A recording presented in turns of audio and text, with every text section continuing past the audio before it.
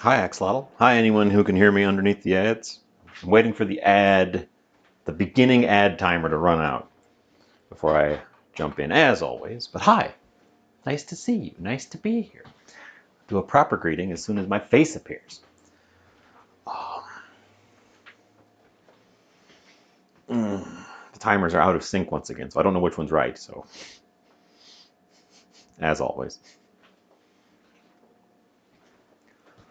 Oh.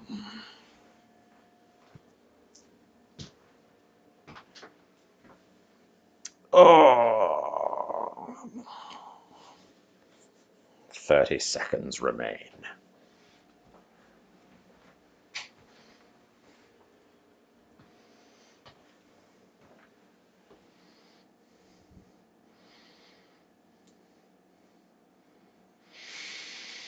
Mm. Mm.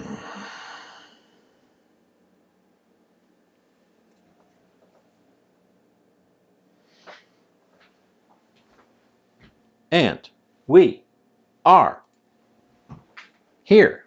Ooh, that's looking a little cloudy. I'm gonna have to clean off that camera. But we don't really care about the camera, so I'm not gonna bother right now. Hi, welcome back.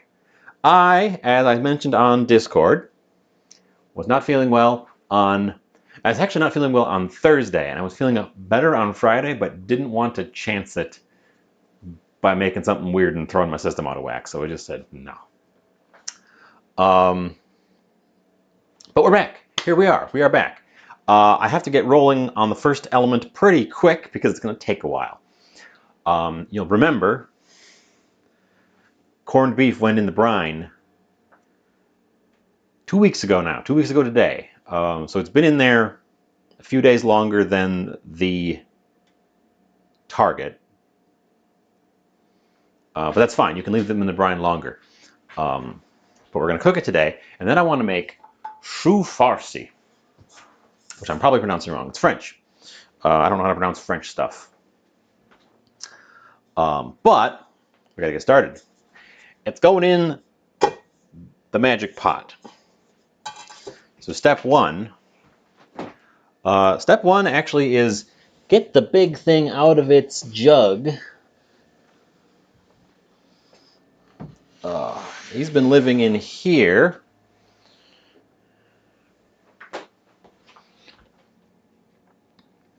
He's looking pretty good. I haven't turned him for a little while because he started to sink in his own juice, which means he's fully immersed. I just have to kind of swish it around every once in a while instead of go through the trouble of fully inverting the meat. When it was floating, you really had to do that to make sure that both ends got in there. But once it had taken on enough salt, it started to sink, and we were fine. I'm going to do this over, speaking of sink, I'm going to do this over by the sink so I don't make a mess. We will be right back. We're going to pull the bag out of the water bath. The water bath is there just to maintain pressure on the sides of the bag so that no air really can sneak in and open up our meat. Ooh, it smells like corned beef in there. So we'll get the guy out of his bath, rinse him off real quick. I don't need the solid bits to come with us. And getting rid of a little bit of the surface salt is probably a good idea. Okay, we're just going to swing over. I should have brought the jug with me, or the thing you've got over there. We're going to bring that over here so I don't drip all over the floor. So.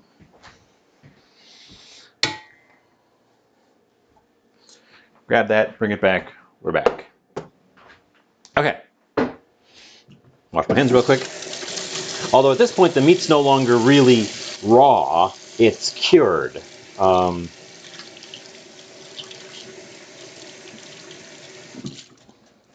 It's quite firm, and it has this sort of subtle pink to it instead of the raw red or the gray like old meat. And the pink is from the curing. There's gonna be a few little bits like that that just get stuck to the surface. Don't worry about them. I wouldn't include them all because they're not gonna be real nice in there. Hi, Selena. Welcome, welcome. We're cooking this guy. I'm doing it in the pressure pot because you have to boil these and it takes a while. And I think the pressure pot will speed things up so I don't take literally all time to do this. We're gonna throw a few things in here. We're not just gonna pressure it with nothing. This is a chance to add some flavors, and also the juice that's in there is I'm gonna try to turn it into a gravy at the end. The Magic Pot. This is the Magic Pot. I don't have a conventional pressure cooker. We're gonna use the Magic Pot, which, as always, you can just barely see its lid open back here, is sort of tucked away in the corner. So this is the inside of our Magic Pot.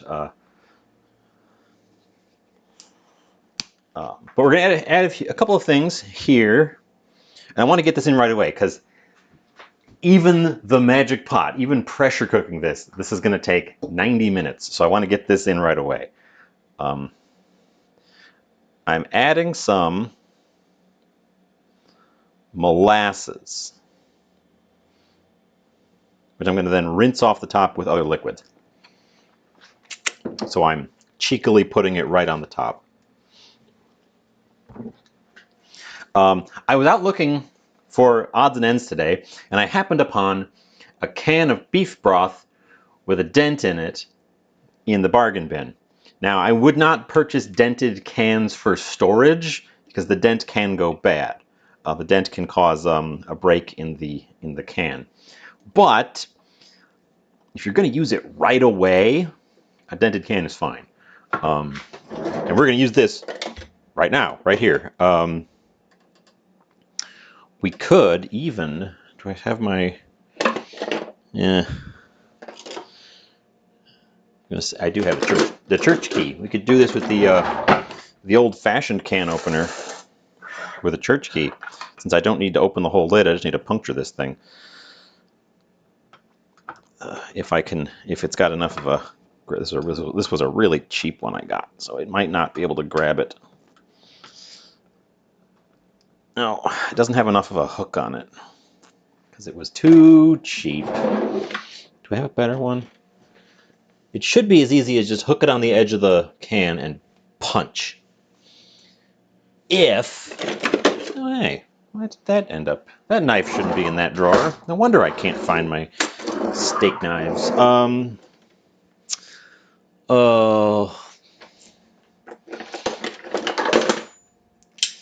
This is gonna be too complicated.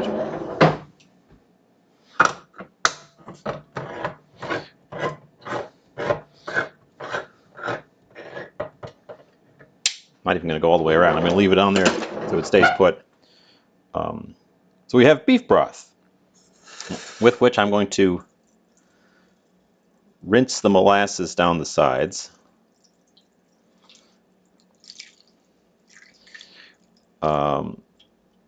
I probably normally would just boil it in water, but I want to take advantage of the fact that we're going to be extracting this in an enclosed space. We're going to get flavors out of the meat that we otherwise would have a hard time getting at in a big pot of boiling water, because we're not putting really high concentrate. We're not putting really high volume in here. It's going to be more concentrated. This is a beer in honor of St. Patrick's. This is a St. Patrick's Day thing, and we're well past that. But we're going to throw a Guinness in here.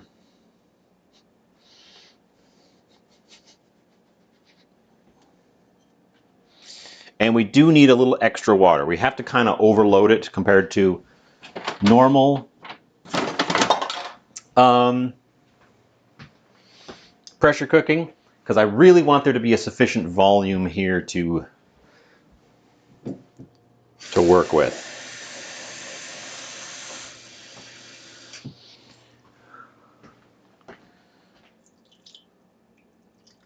So I'm going to throw in a couple glasses of water here.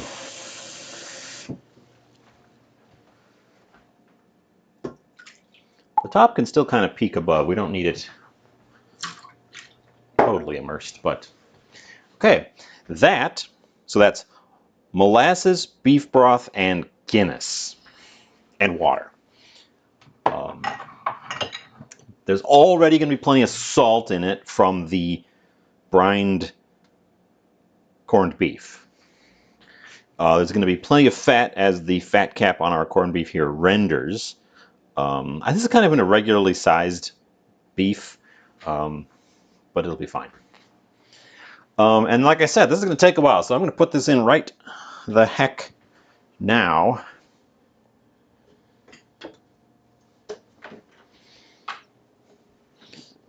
Turn it on, and then we will return. Turn it on, lock. And we're cranking the time up a lot. Hope this thing goes as high as I want it. Yeah, okay. Actually goes a lot higher than I need it to, which is good to know for the future. Okay, that is going to be in the magic pot for 90 minutes, plus the pressure buildup time, which shouldn't be very long because there's quite a large volume of liquid in there. The more liquid you put in, it takes a bit at the start because it has to boil the quantity of liquid you put in there. But the more liquid there is in there, the easier it can use that to establish the pressure. We should also make sure that our little dongle here is on the seal mode, otherwise we won't get a pressure seal. Okay, which means now there's no urgency because we have that going to sit there forever and ever. What is this? Oh, I had something sitting here and I didn't realize that there was a smudge underneath it. Sad.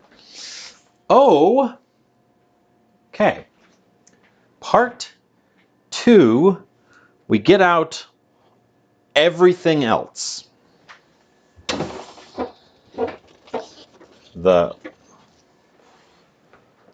chou of our Chou Farcis. Fancy cabbage, not to be confused with regular cabbage.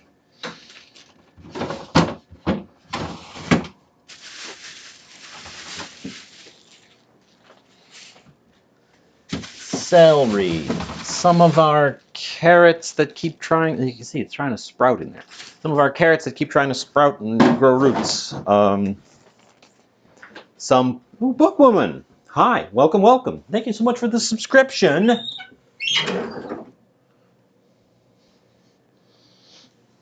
I guess it's that time again.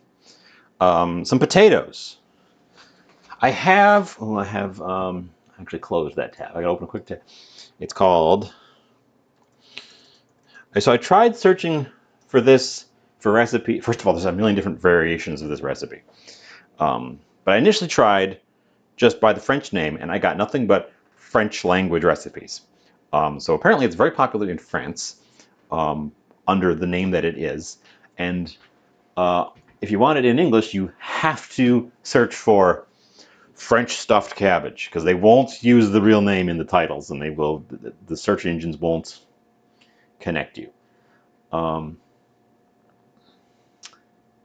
There's so many variations. I'm going with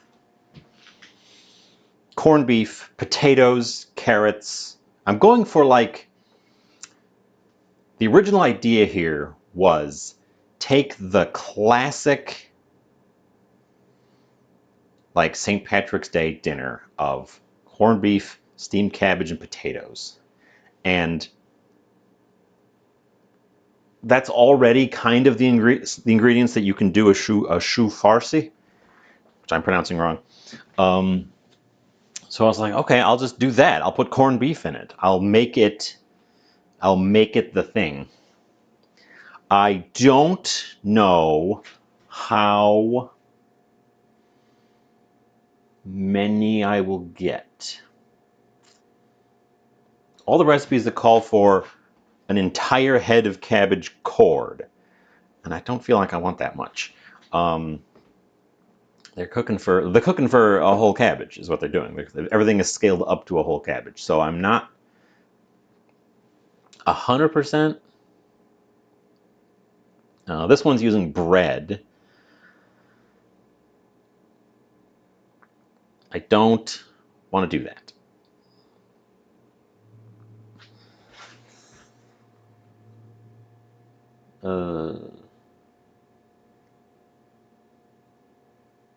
And then they have to go in the oven. We're probably going to have a second project at some point, just because I'm going to have a bunch of time. Stupid French cookery. So I'm just trying to picture what I'm going to end up with. These potatoes are getting a little bit old as well, so I probably should just use up some potatoes. An onion.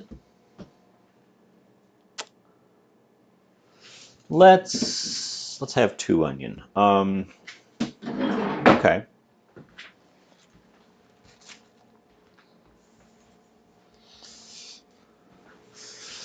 Let's have 2 onion.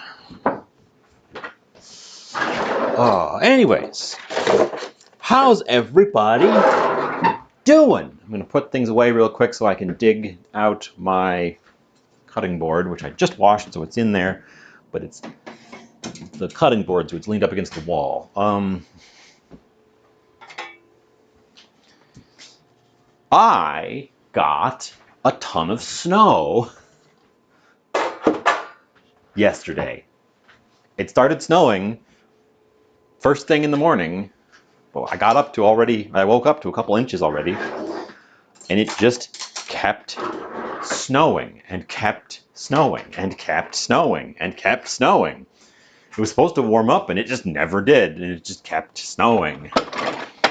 And it was still snowing this morning.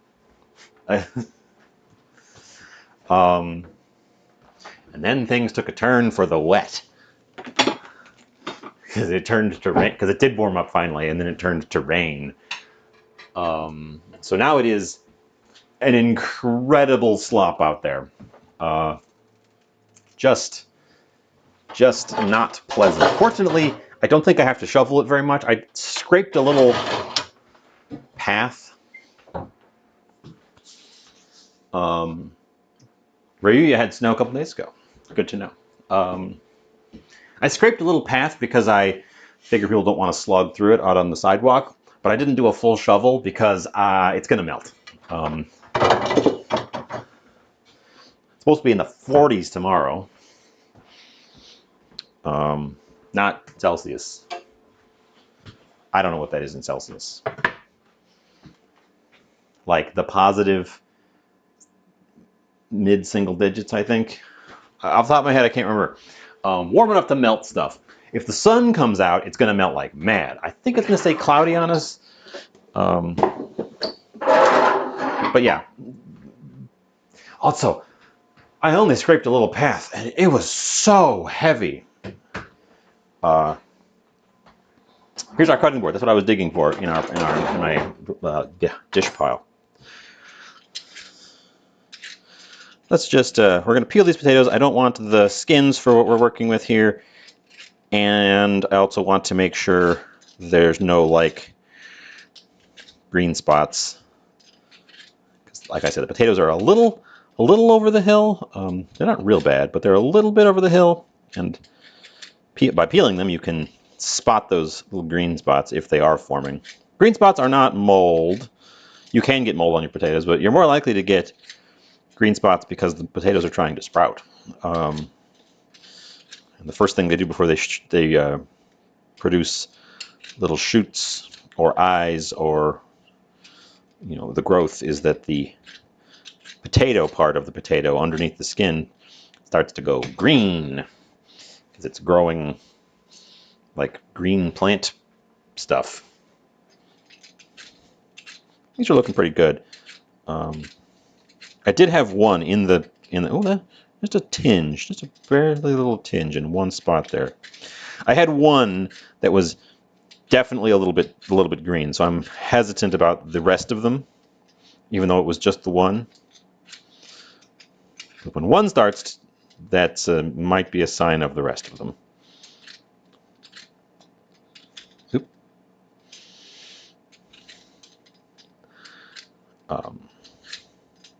So I first encountered Chou Farcis in the anime of Food Wars.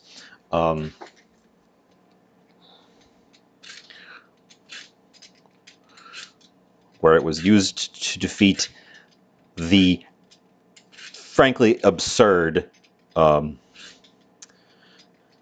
rainbow terrine, which is a recipe that, I kid you not, making in real life takes about 12 hours. It's insane. Oop, we do have a little bad spot on this one. We will just cut that away. Whereas this, I'm making slightly more complicated than the real one because I'm doing the meat in addition. Does not take that long. It was something like, the skill of the one of them is so much greater than the other that this simple dish can defeat them.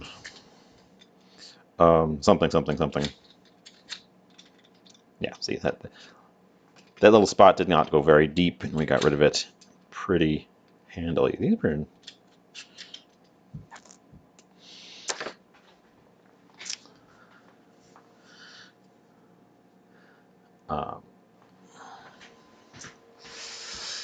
to get my compost open. We're going to be throwing a bunch of stuff in there. Rather than opening it each time, I should just leave the lid ajar so I can toss.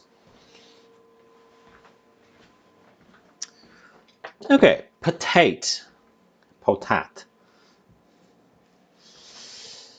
We will also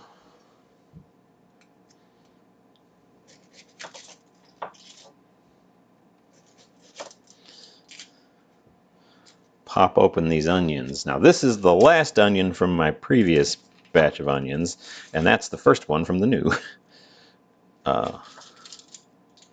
We are essentially making a mirepoix plus potato, and then we're going to use that as a stuffing with sliced corned beef. Hi, Buffalo. Yeah, I'm back. Feeling good.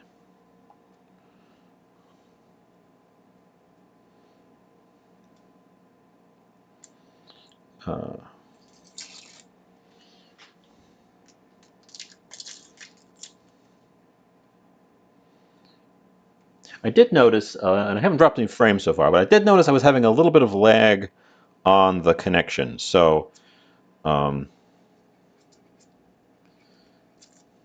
there might be some slight hitches. I don't know if it's the weather or something else, but today I've noticed a few slight hitches on my internet line, so be aware of that. Nothing I can do about it really at this point.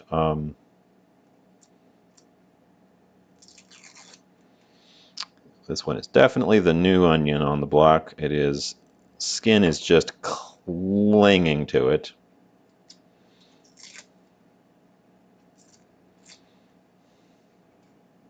Hate these. Oh, and there's even a spot of, okay, well.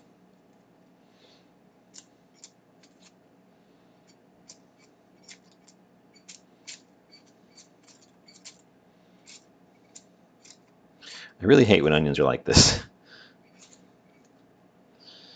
And we have to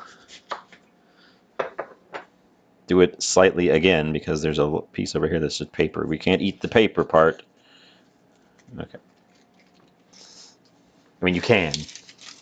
Onion papers are definitely edible, and if you're making like a stock or a broth, throw the papers in. They have a lot of flavor. They just have no. They just have a terrible texture. Texture of paper.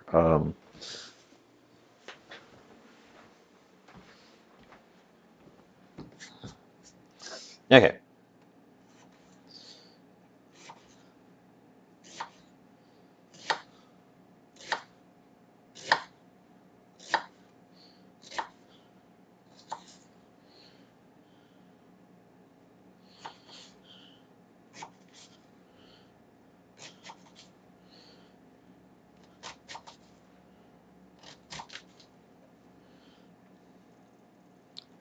So while our beef gets going, it hasn't actually engaged the timer yet, there's going to be sort of a long, slow prep. I should get a pan out. Oh, Axolotl wants some moisten.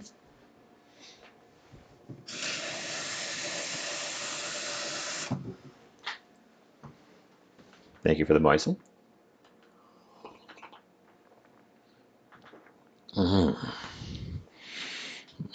Moist. Yes, indeed. Moisture is important, especially the way I chatter on. My throat tends to dry out. Is that bacon? Oh, it is. Okay, we're going to throw a little bit of bacon in as well.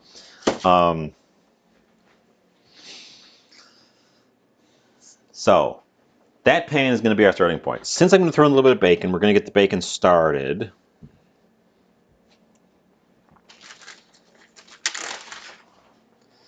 Come back. Oop, not that button. This button. This is a slightly freezer burned old piece of bacon.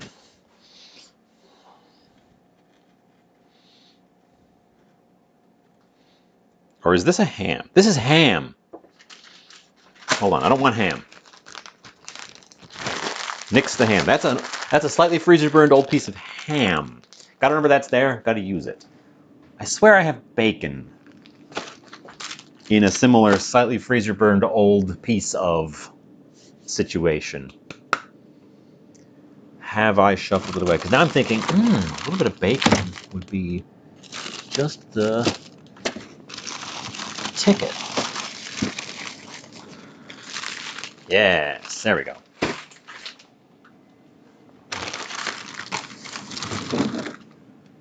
I can smell our beefy beer from the pressure pot.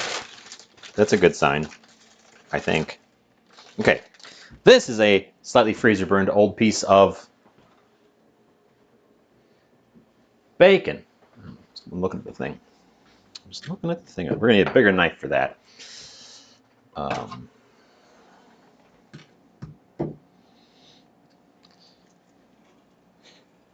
Which we're gonna shave bits off of. We're gonna use this to start our pan and provide a little bit of flavor. And I think we'll keep this handy and maybe use it for something else down the line. We have some fancy stuff to work with.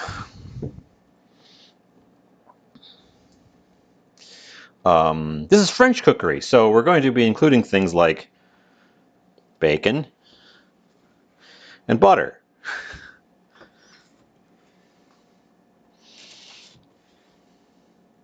I think actually the super traditional old school mirepoix is made with both bacon and ham. So we could throw a little bit of that ham in here too. We don't need a ton of this, so I'm just taking these 3 pieces. It's hard frozen, but it's actually not that hard to cut hard frozen fatty meats because the fat doesn't really get rock hard at all.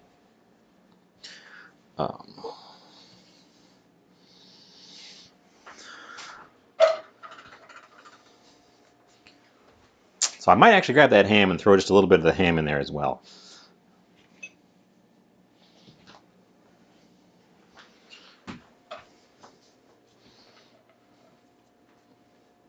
Okay. Heat on medium low.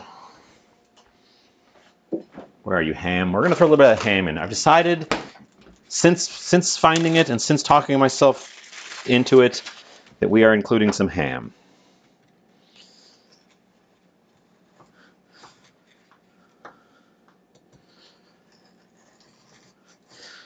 Including bacon, I think, is appropriate for what we're doing because the New York style corned beef,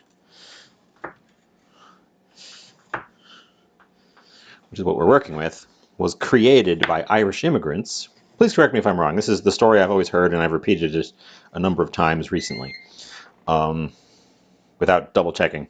So, corned beef was created by Irish immigrants in New York because beef brisket was cheap and abundant, because it is a tough, difficult to use, and thus unpopular and inexpensive cut of meat.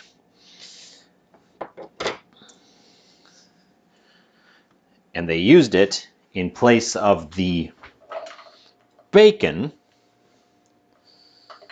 that was the more traditional thing that they were missing, because bacon was noticeably more expensive. Because in historic America, because of our huge wide open spaces, beef was very cheap. Very cheap to produce, very cheap in general, because you didn't need to like do anything with them. You just set them out in the wide open spaces and they ate the grass, and all you had to do was sort of herd them around. Agricultural times have changed. I don't have my little dish towel. Where did I put my little dish towel? I washed it because we do that. There it is. I washed it because we do that, but we have to bring it back. Okay. So we will keep the bacon handy. We might need more in the future. We will keep the ham not handy. I don't think we're going to need any more ham.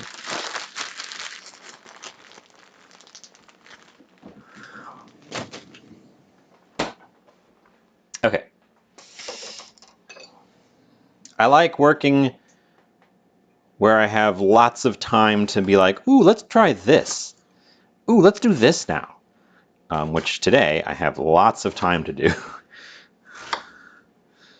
Right up until the end, when everything comes together, I have lots of time to go, ooh, what about this? Ooh, what about that?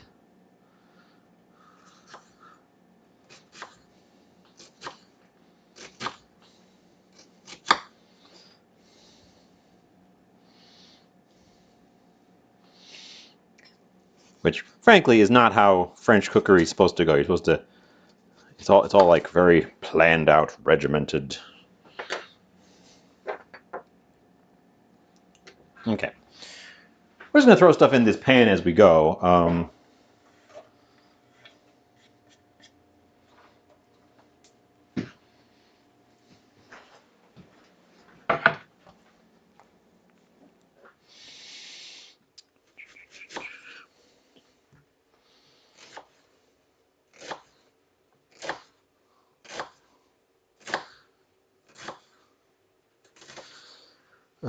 So,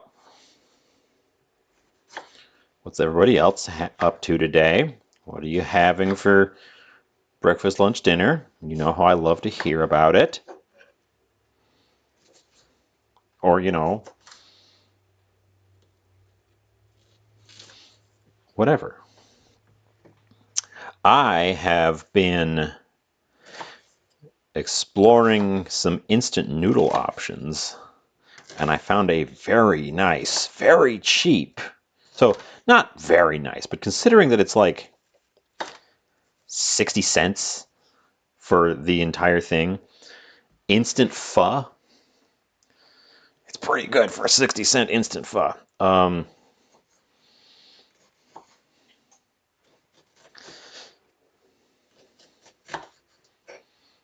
Obviously, it has none of the like chunky bits, but the broth is pretty on point.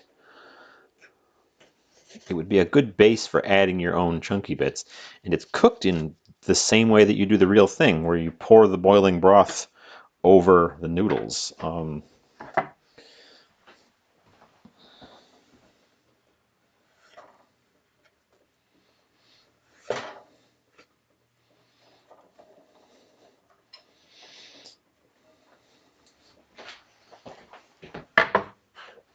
Okay. 2 onions. This massive carrot, which has, like all the rest of them in this package, been growing roots and sprouts. So we have to really use them up. So we're getting rid of the sprouty bit. And we're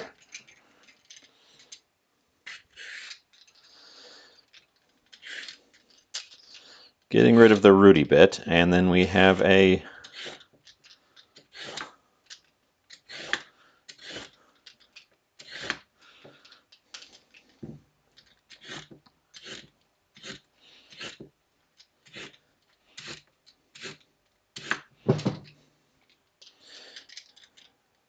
nice clean carrot.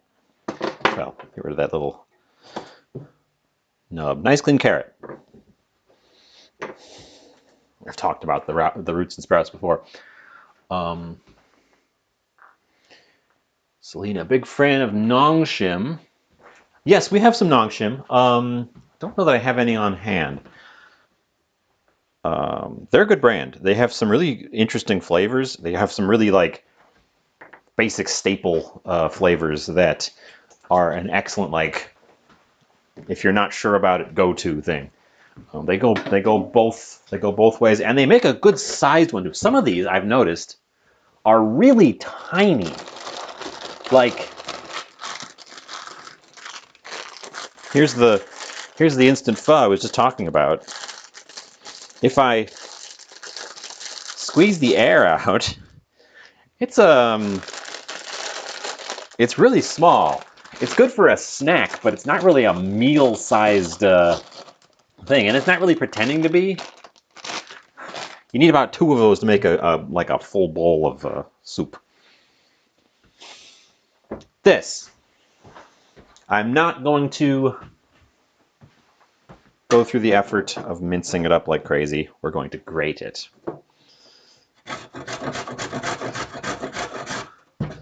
Because we need it to be finely grated anyways. And this is just a lot easier. And we're going to use the grater for more than one thing today, so...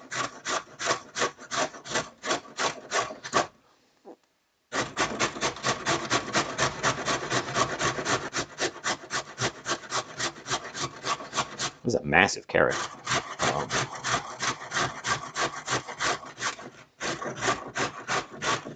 But yes, I am familiar with nongshim. I'm pretty sure they're a global brand.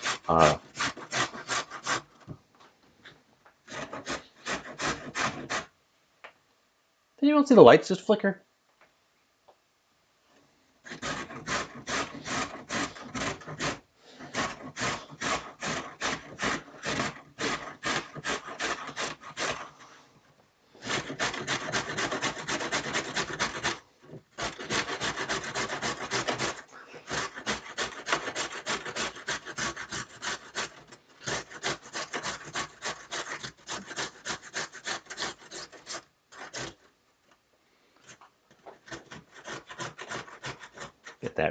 Get that guy grated all the way down. Okay, all the way down grated.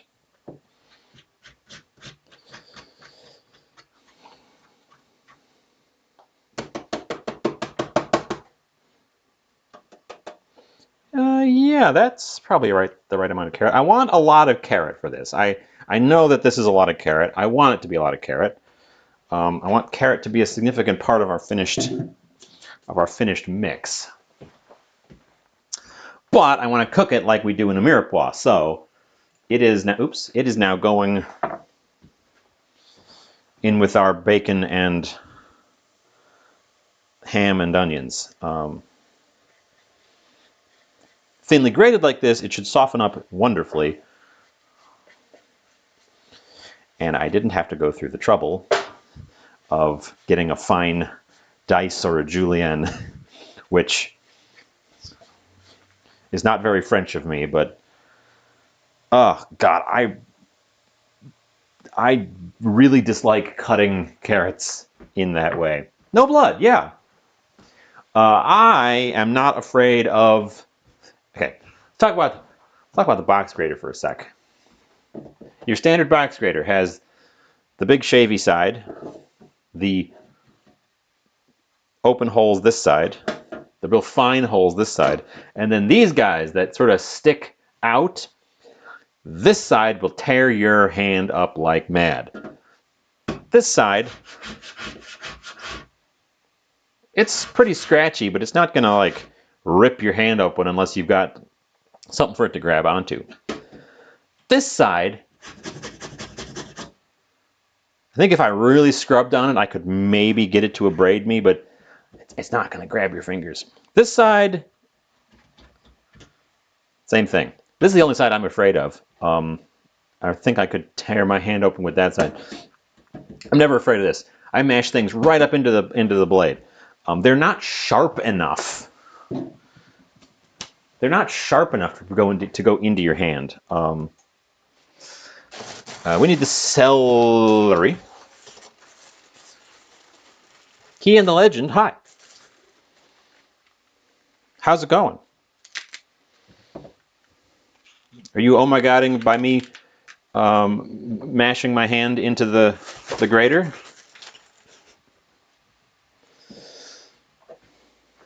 You need help with your anxiety?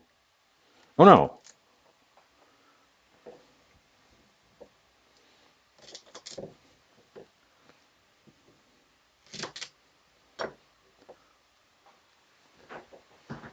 What's up? How can I help?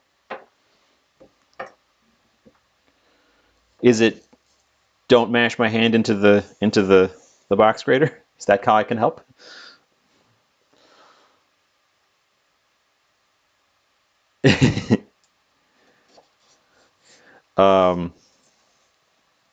You can get graters that are actually sharp enough to do some damage, but your standard box grater is not going to be sharp enough to really do any damage. I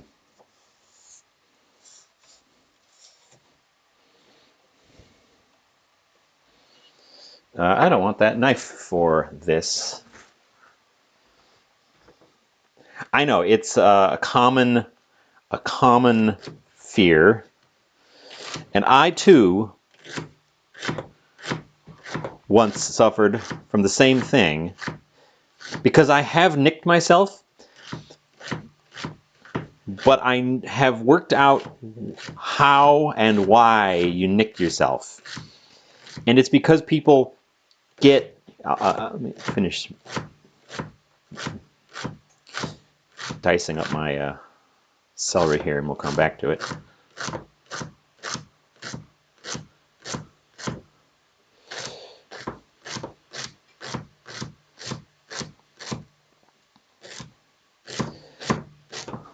This is annoying. I'm using the wrong knife for this, and it keeps going clunk because I have to push it all the way down in order for the blade to meet the board. And I keep clunking the heel of it.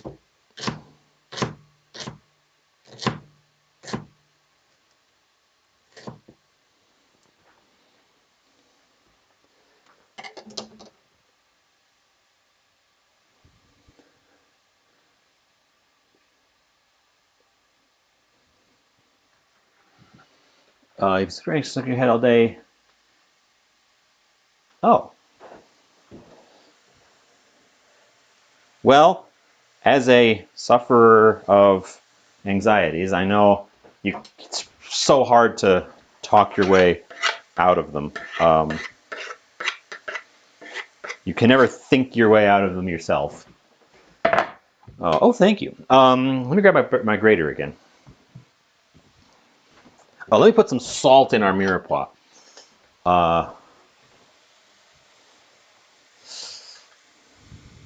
We don't want too much salt, but we need some salt so that our vegetables can sweat out. And I'm going to slap a lid on them as well, so we don't really need to look at them. Those guys going. So, not this side. This side will get you. The sides that are these little scallop-shaped things, these little scoops, they bite into stuff that's either very soft or very stiff. So you grate vegetables with them. The vegetable is rigid, so these things will bite into it. If you try to do it with a vegetable that's gone floppy on you, it'll be really hard to get it to like consistently bite. So if you, and I have nicked myself, what I think happens is you're trying to not touch it, so you're tensing up your hand, and you end up hitting your knuckles when they're stretched like this, which means they're under tension, which means the thing can, like that. Well, I actually just nicked it. Yeah, that's how you nick it. When your hand is just flat, the pads on your hand are nice and soft, so they just kind of glide over. And they're not soft enough that you get into the realm of like a cheese, where it'll go through it just because it has no integrity. And that, I think, is why people nick, and then they'll nick themselves once. They'll nick themselves once, and then they'll be afraid of it, and I think it just makes you end up nicking yourself more if you're afraid of it, because you sort of claw your hand and try to not touch it. But if you just kind of soft hand glide over the top of it, it's not gonna cut you. I'm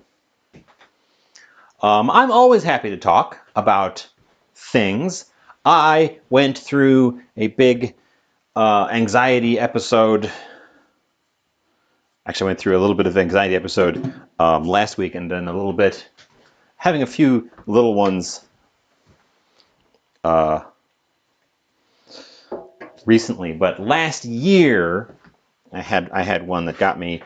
I finally went and talked to a therapist, and one of the biggest things is it's not all in your. I mean, it is literally all in your head, but it's not like all in your head in the way people mean. The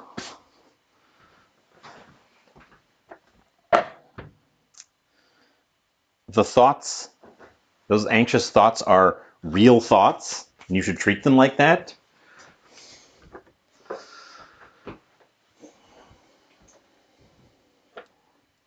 Pretending that they're not there is not. How am I going to cut that?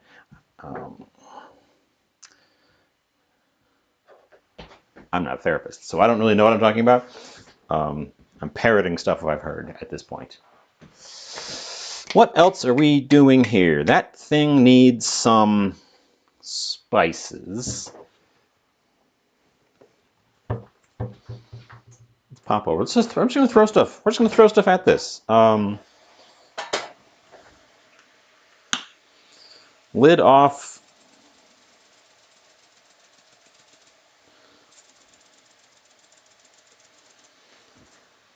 Some dry thyme. Some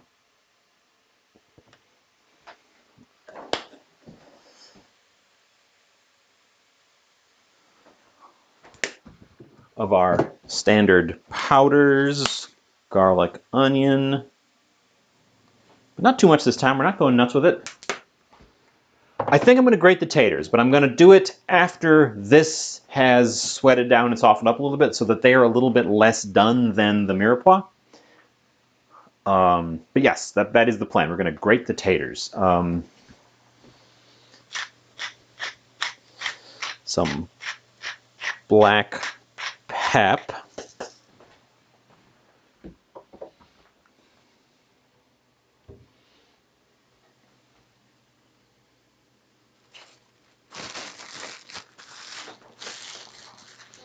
Right, right. There's a trigger, but the trigger isn't like it's.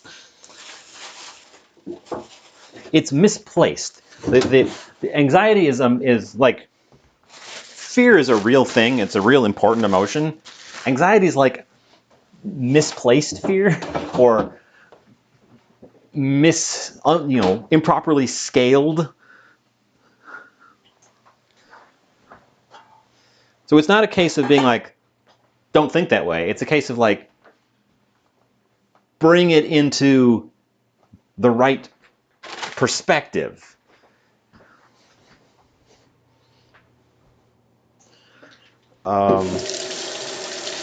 I have no anxiety around like the things I'm doing here, kitchen stuff. Sometimes I will nick or cut myself, but it's so rare at this point that I just feel like it was happenstance. My anxieties are all like weird external other people things.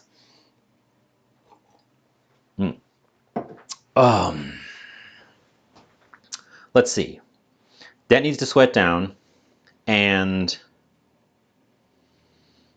get all soft and jammy. We are going to put some butter in it.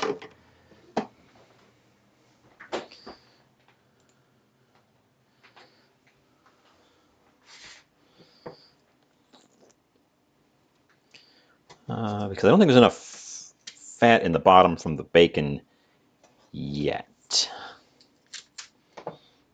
And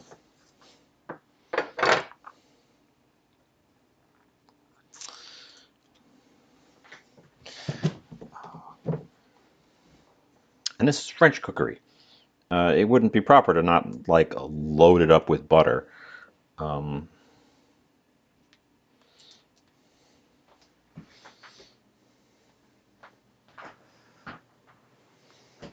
Oop.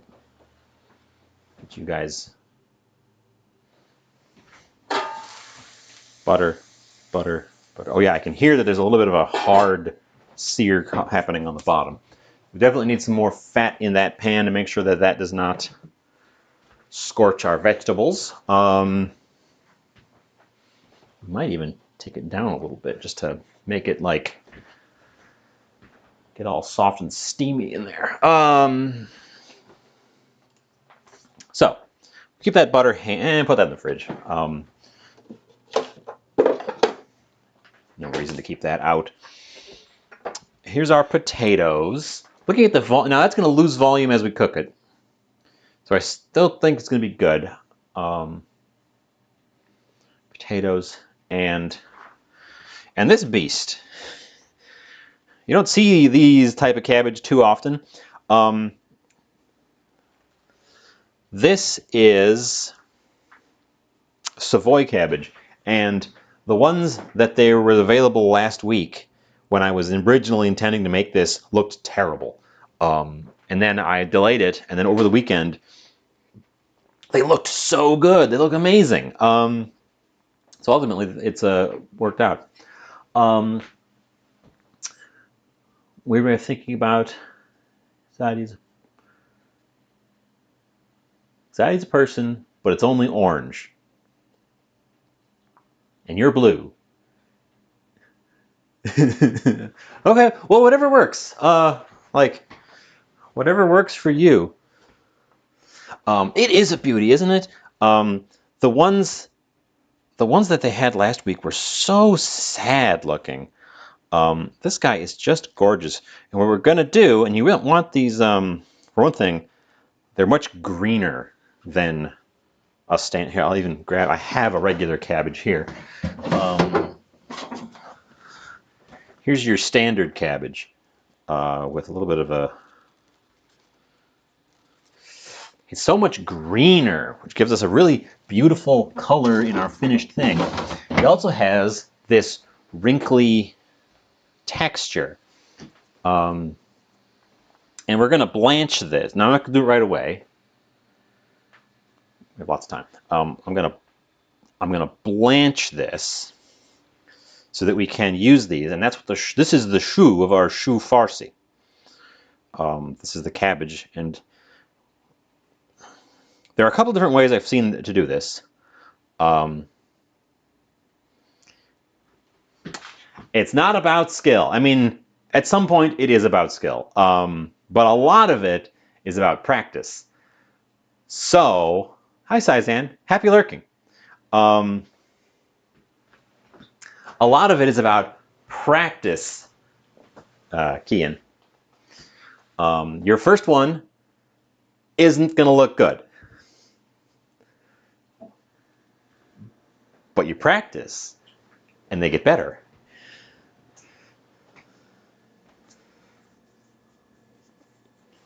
Now, that does require you to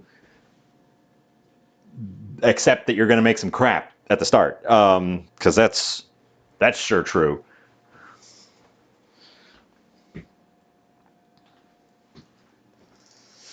I'm not sure. So I was just talking about the cabbage because we aren't ready to cook it yet.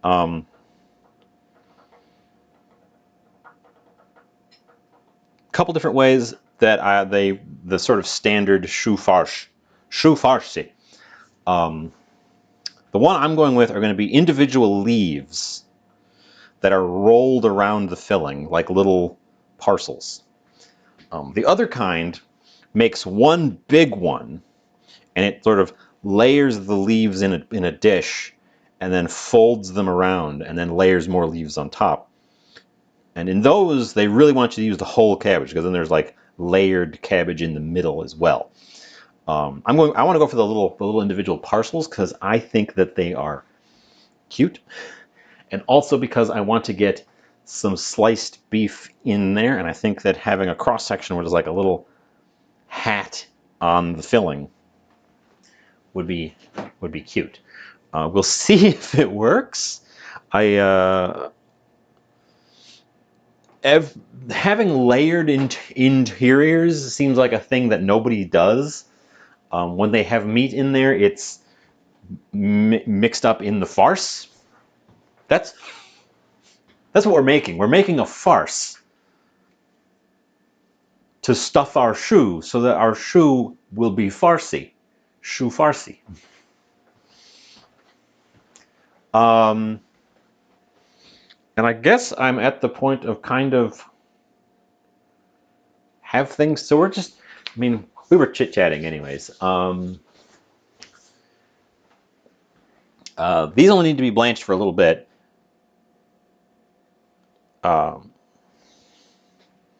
Never worry about saying hi to the other bots. They're all bots. There's no real people watching Twitch. It's all bots. I know that. You know that. What kind of real people would watch this nonsense?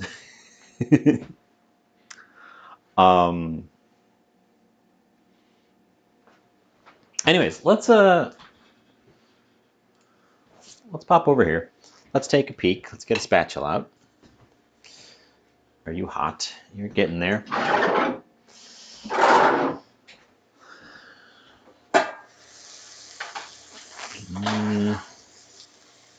No, we are browning at the bottom where the meat is.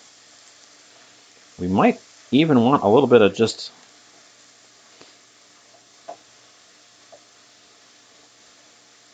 a little bit more salt, maybe?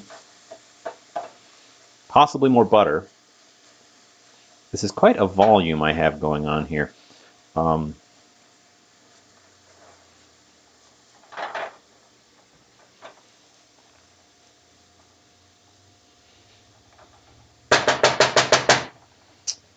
Okay, I think we're going to leave the lid off starting now. Selena, you are first! Once again!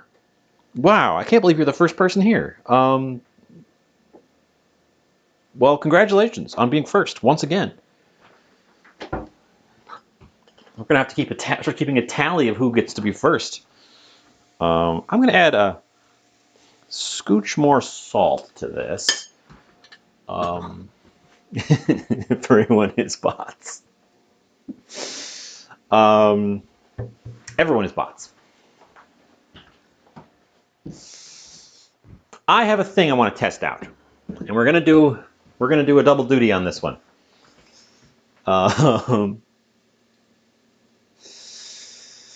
So I have never seen this before. Probably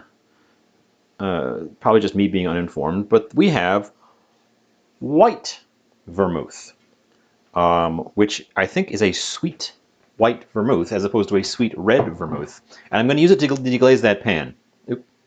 Deglaze that pan because we have a little bit of stuck on the bottom, and I want a little bit of liquid in there. But I've never had this before, so I want to give it a little sampler before I throw it in. Oh, there was an ad. So if you just came back from the ad, I'm about to do a taste sample of white vermouth, just to see what we're working with here. It smells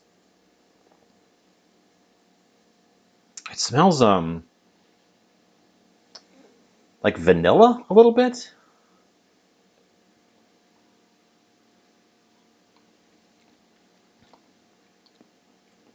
It's very sweet. It's very sweet. Oh my. It tastes like there's vanilla in it, which is very strange. That's a sippin' vermouth for sure. Whoa. How have I never heard of this stuff? Probably because it doesn't get used in cocktails. Whoa. I like it. I might like it a little bit too much. It's like vanilla liquor.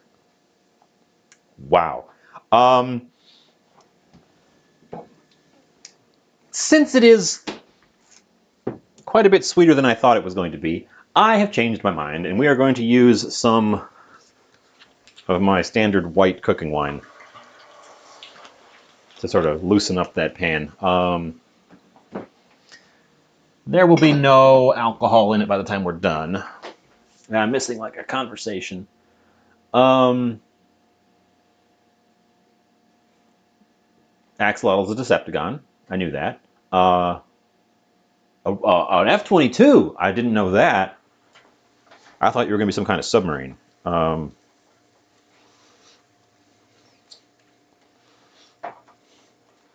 Okay, that loosened up our the bottom of our pan pretty nicely. We can bring this back up to a 5.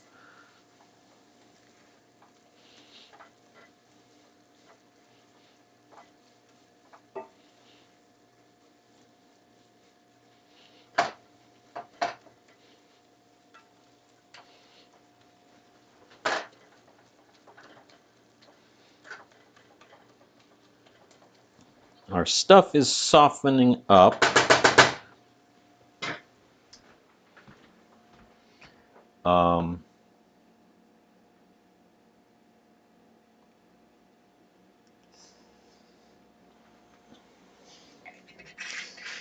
Hi, Baddock Boy. I'm not afraid of... Oh my god.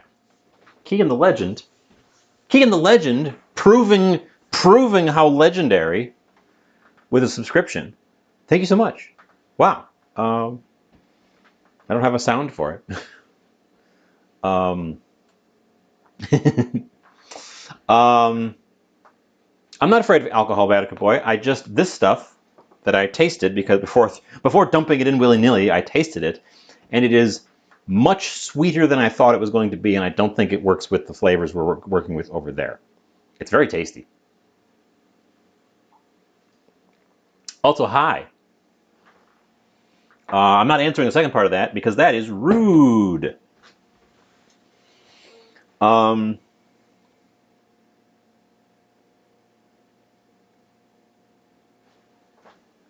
see, sweet vermouth. We're talking about alcohol for a minute here. We have lots of time to just chit-chat while stuff cooks away.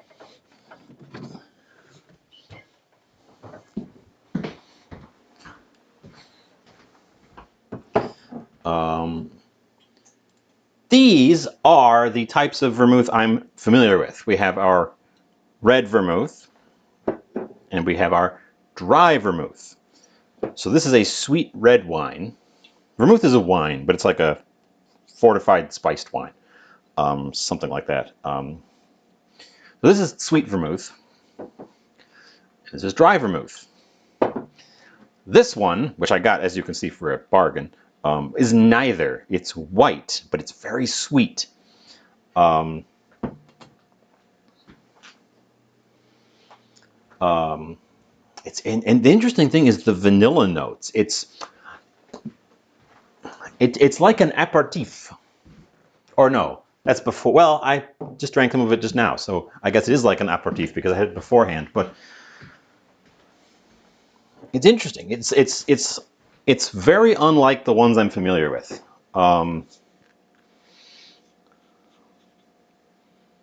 Yeah, this stuff is sweet, but it's more like a fruity sweetness. And when you taste it, this is an alcohol tasting stream now.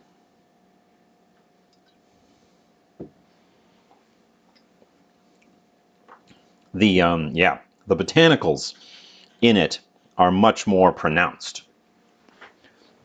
and it doesn't taste nearly as sweet.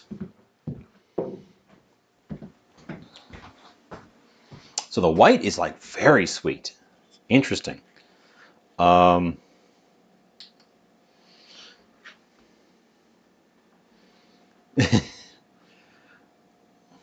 I'll tell you,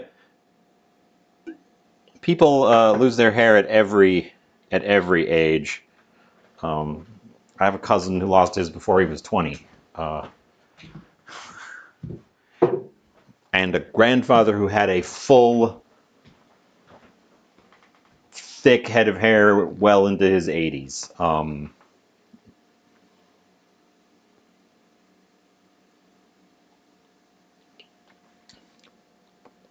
And the dry one tastes a lot like just a dry white wine.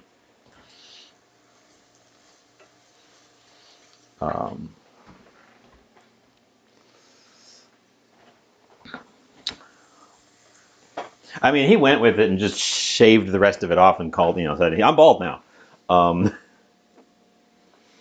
We already deglazed the pan. We went with Pinot Grigio because I thought that the Bianco was too sweet for what I'm doing here. Although now that I know that it is that sweet, and strangely has vanilla notes to it, I'm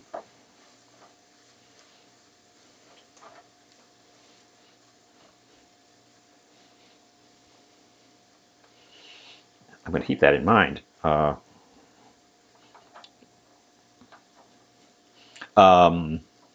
yes, I gave this a glug of.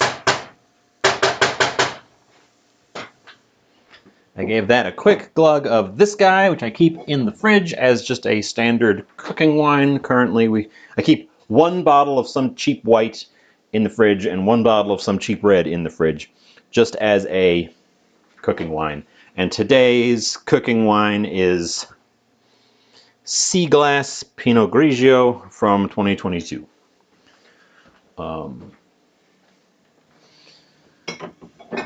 Jay, hi.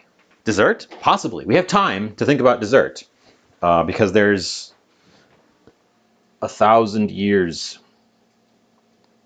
I also have to keep looking at my microphones. The batteries have been running down. Yes, we are making, it is currently in the pressure pot because I want to make sure that it gets done in a reasonable amount of time. We are making my corned beef brisket, and then we're going to combine it with this stuff, which is currently a very thick mirepoix. We made a lot of mirepoix.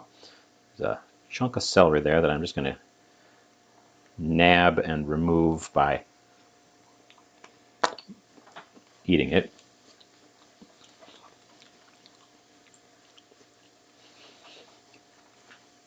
We're going to add to this some potatoes, which probably should grate now. I think this is softened up to the point where I'm going to add the potatoes. So we'll get started on that.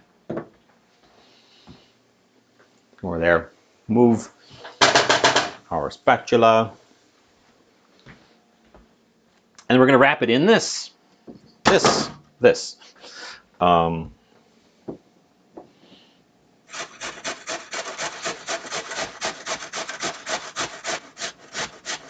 we're not making hash browns.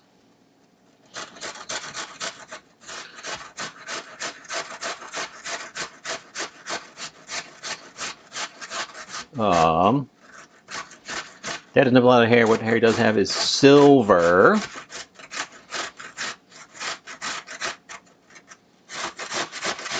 Well, my hair looks like this.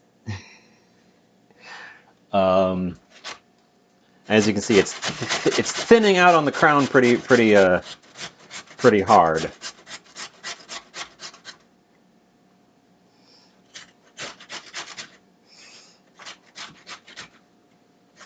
Okay.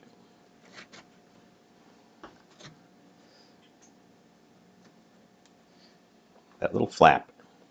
See, it's too soft to press into the grates. That's what I was talking about earlier.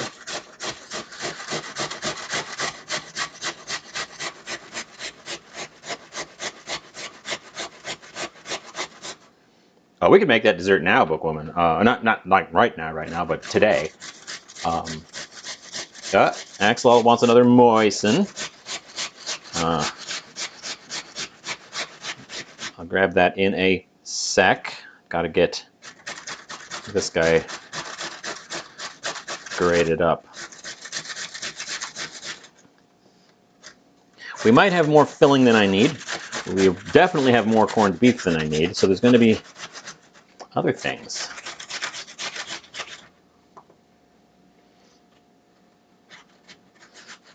Oop. Bad boy is surprised. Come on. Come on.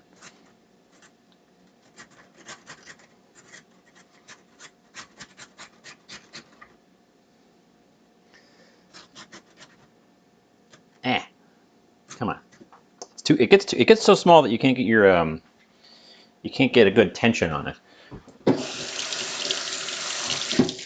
I have to empty this anyways. We're riding up on the pile of potatoes. Let's have a moisten.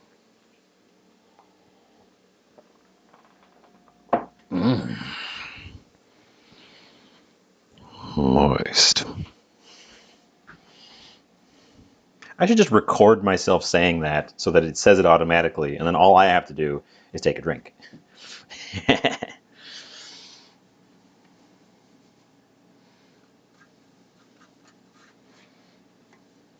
a lot of potato. The potato is definitely wet. We're not making a hash brown because this wouldn't brown, because this is soggy wet, but I want it to be, because I want this to kind of stick to itself when we get it in there.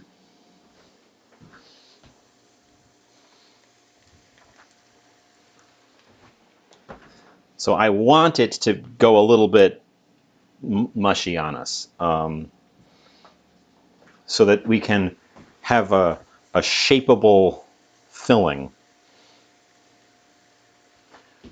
We're going to reserve the little awkward flaps. Probably could have grated it right into the thing since I'm not separating it.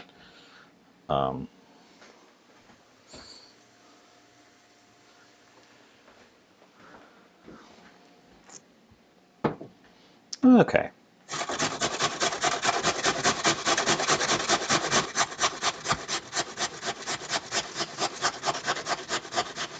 I've been meaning to make hash browns, like practice making hash browns.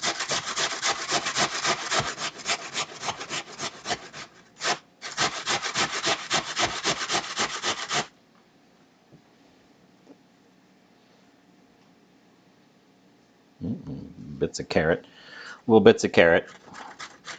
So for hash browns, you're supposed to grate them like this, and then soak them, dry them.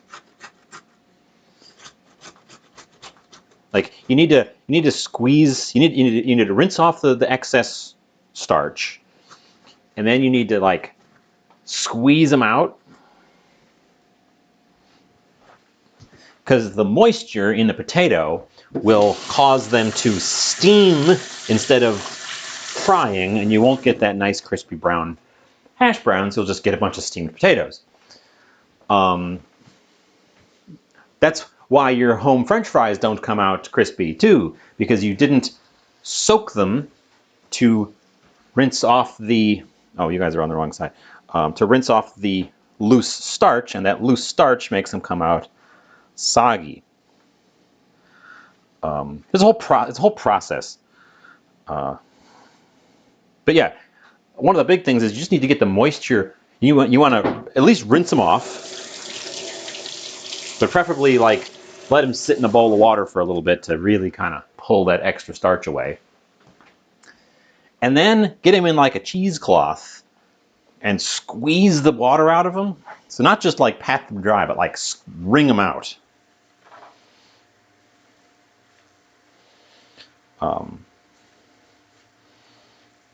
Because there's a lot of moisture in a potato. They're a wet thing.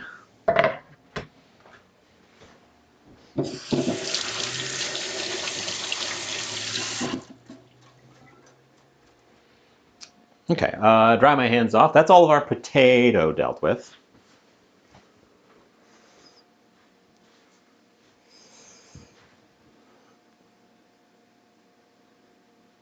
Try to microwave a pasty quietly, and the microwave is loud.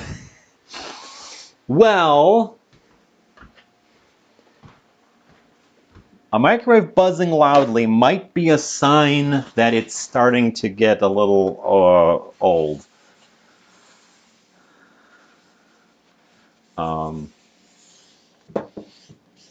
The electronic components that do the microwaving don't last forever.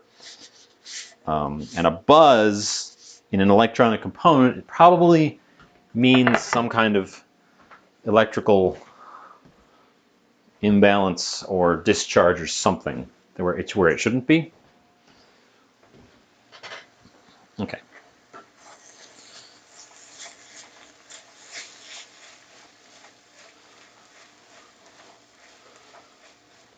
Okay, let's get this stuff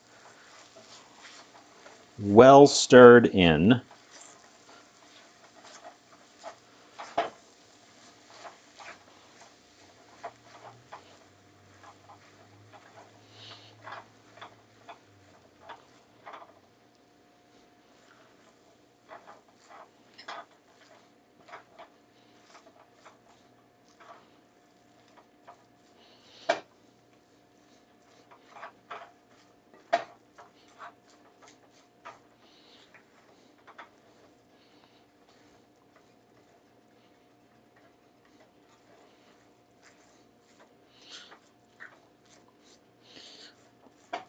Okay, I want this stuff to now, we're going to add a pinch of salt to it.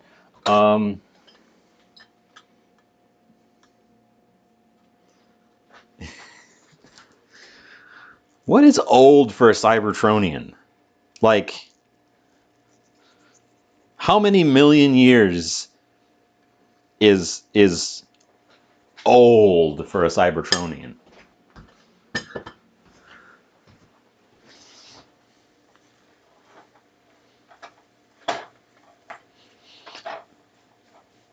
Okay, a little bit of salt to help our potato express itself. As I said, I kind of want this to get a little bit mushy because I want it to be like a shapeable thing. I also think we need to add just a scooch extra water to it. Because it's a little bit thick. We can always cook the water off, and I don't mind this being a bit overly wet at this stage.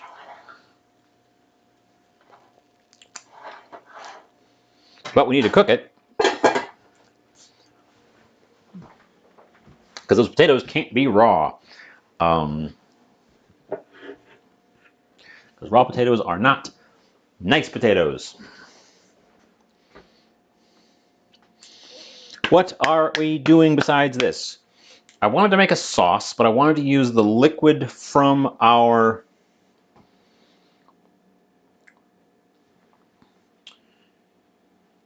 beef to make the sauce. So I can't do that until that comes out of there.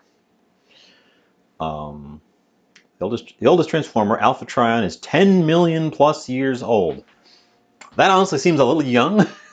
I thought they were really going to throw it out further than that, but okay.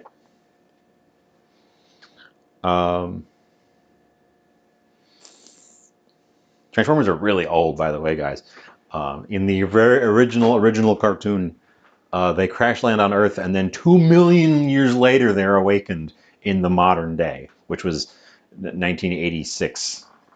So every character in that story is at least 2 million years old, just because in the very first episode, 2 million years pass, and all the same characters are still there.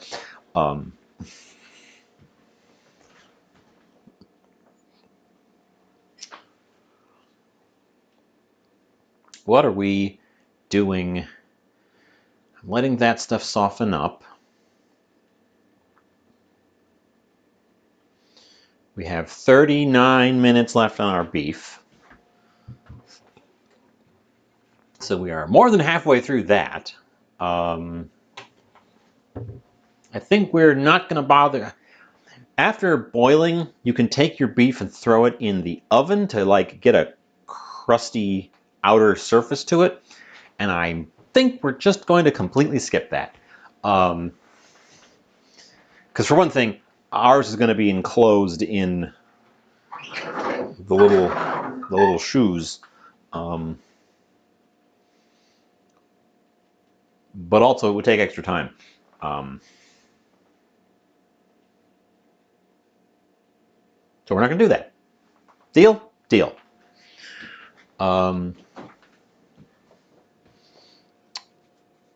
So I was going to make we could make 2 sauces. I should taste the liquid that comes out of it before I decide to make a sauce out of it, which means we probably should make a second sauce now, just in case that one is a complete fail. And also because I don't want to stand around for 37 minutes waiting for the beef.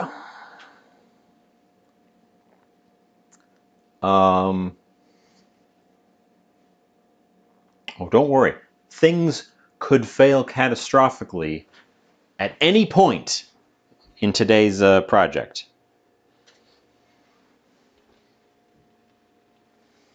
It's entirely doable. We're going to need a pot of water to blanch our cabbage leaves, and they need to be cooled. Probably should do that now.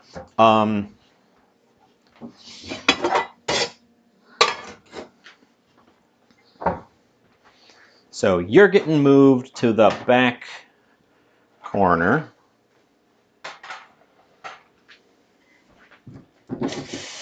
The time has come to blanch some cabbage.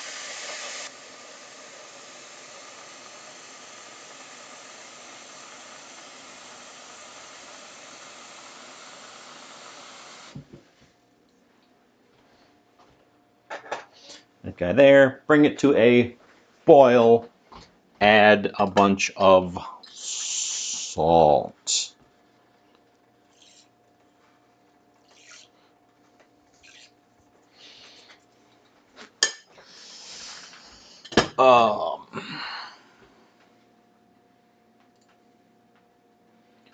Let's see. The one consistent thing among all of these was how to blanch the cabbage.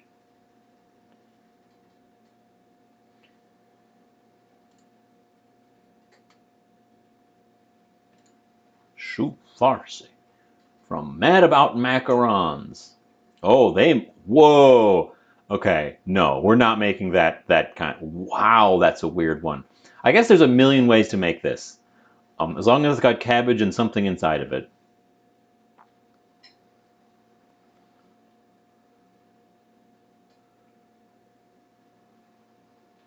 They only need to be in there for a minute.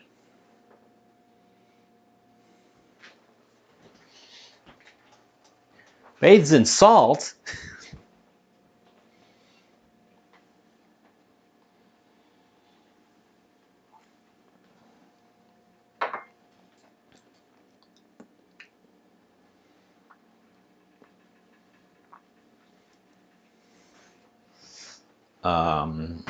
Okay.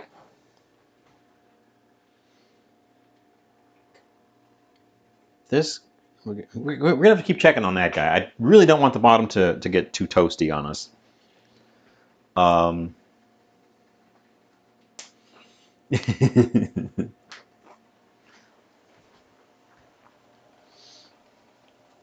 And we need a place to catch our blanched.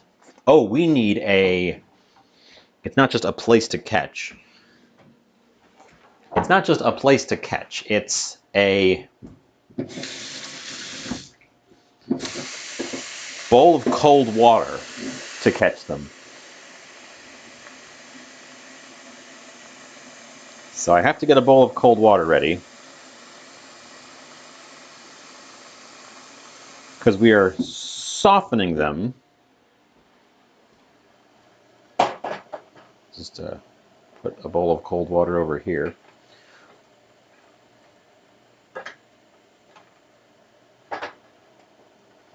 We're softening them, but we don't want them to keep cooking once they're at the right level.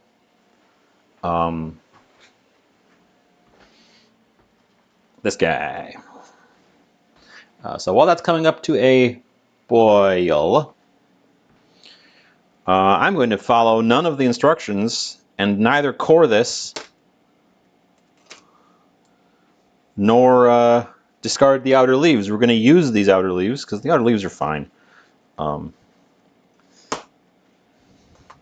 think when they say discard the outer leaves, they mean when you've got those ones that have fully unfurled, which, oh, hey, a friend. We'll give these a quick rinse. Well, they're going to get boiled and then dunked in the thing. We had a little friend in that one. By which I mean there was some kind of small insect in between the leaves.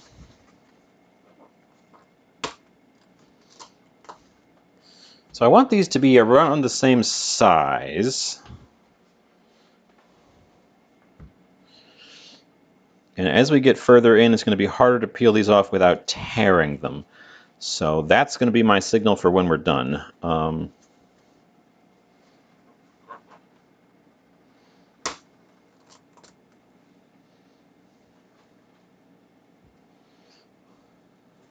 When I can't get one of these off. Well, I appreciate you popping in and gracing us with your presence. All hail Galvatron. Team Galvatron. Keep this guy handy. So as you can see, we're already losing our color as we go toward the middle as well. That one's going to be pretty pale, and it's also noticeably smaller already. So they need to be softened up. The rib here might not fully soften, and if it doesn't, we'll just give it a little slit with a knife. But they need to be softened enough that they can be folded in on themselves with something in the middle without breaking.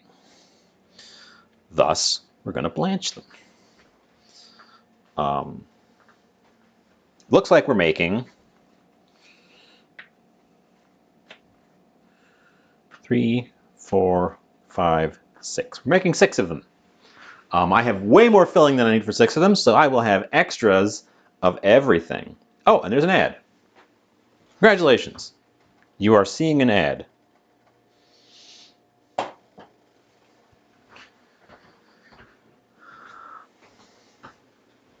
I don't think our water is going to boil before the ad is done.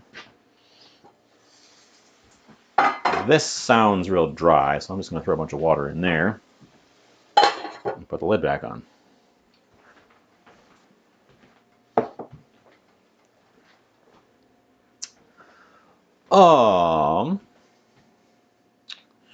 Okay, we're making 6 of these, and they are approximately this big. Oh, and I gotta get these out of the oven because we're not using them.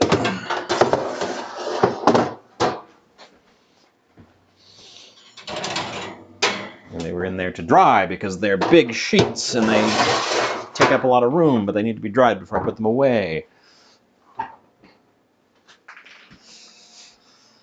Whew.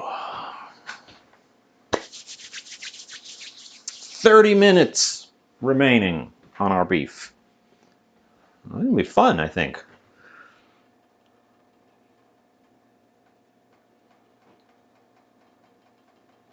Okay. Yeah. I think we're headed in the right direction. Um,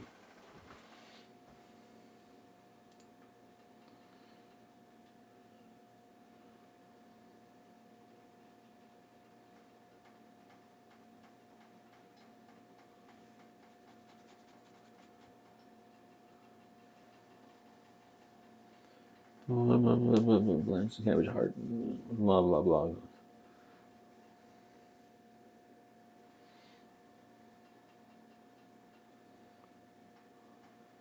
Turn down. Simmer for 90 minutes. Um,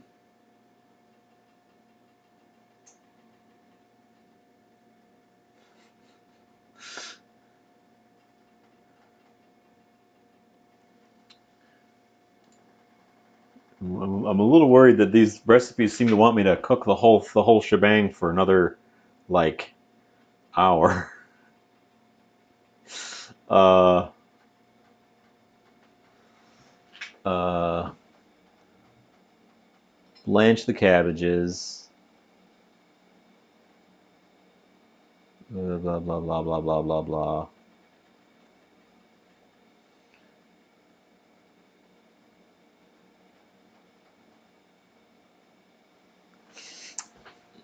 Make it cooked in the sauce. It's gonna be a fun one. We're having fun. Are we having fun? I'm having fun. Join me, won't you, over Mya. Check my battery levels. We are constrained by, oh my God.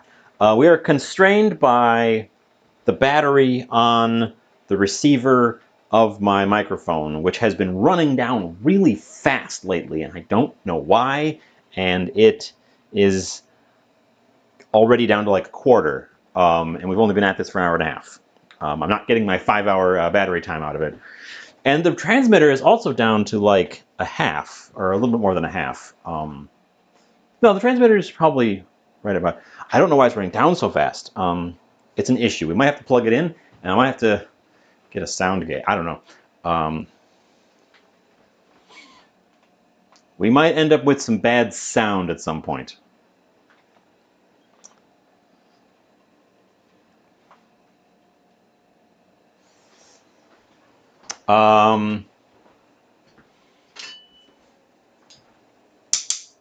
Wooden tongs so that I don't tear these up with the steel tongs. But we're boiling some salty water, and we're going to blanch these cabbage leaves.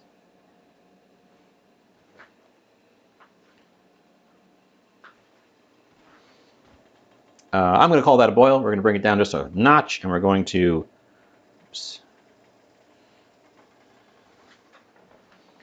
dip in our cabbage and watch it go soft on us.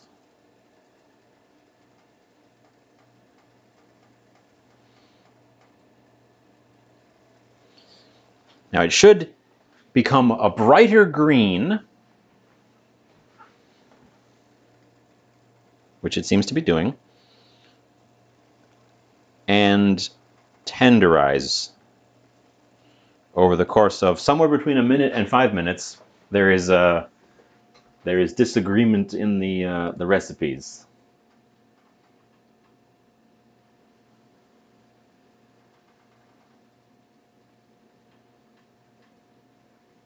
Oh no, just a minute for individual leaves. This recipe wants me to boil the whole cabbages. Okay, so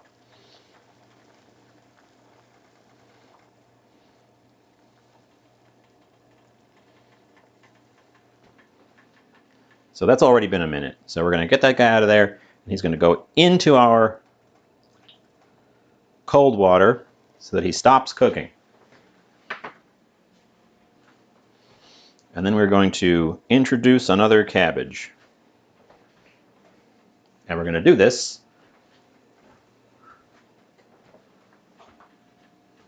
5 more times.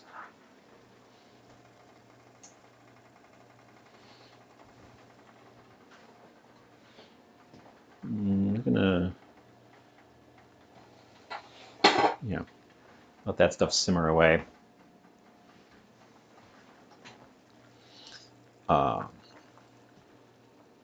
They are. I really like the looks of these wrinkly cabbages.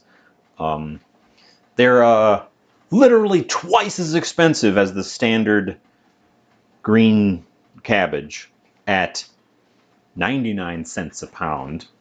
So this cabbage that we're working with here was like $1 and some change. That guy's done.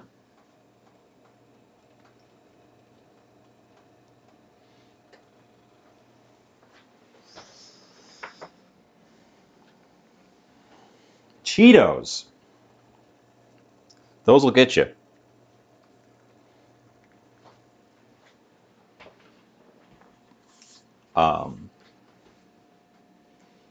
This is Savoy cabbage, which is a French question mark.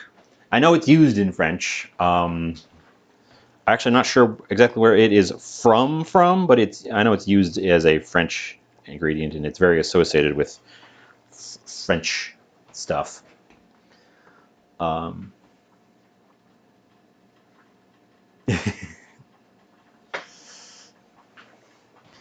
You gotta watch out for those Cheetos. That orange stuff on them that'll get everywhere. It'll seize up the little tiny rotators in your fingers.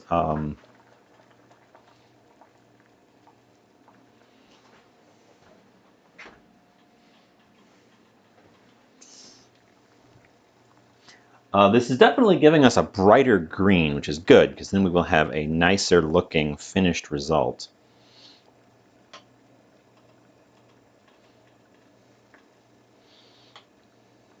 I think we're going to have to split the rib parts of these. You can see how floppy they get, though. That's what we're looking for. Floppy so that when we roll them up, they don't snap. Fun fact. I don't have the redeem for fun fact, but I have a fun fact.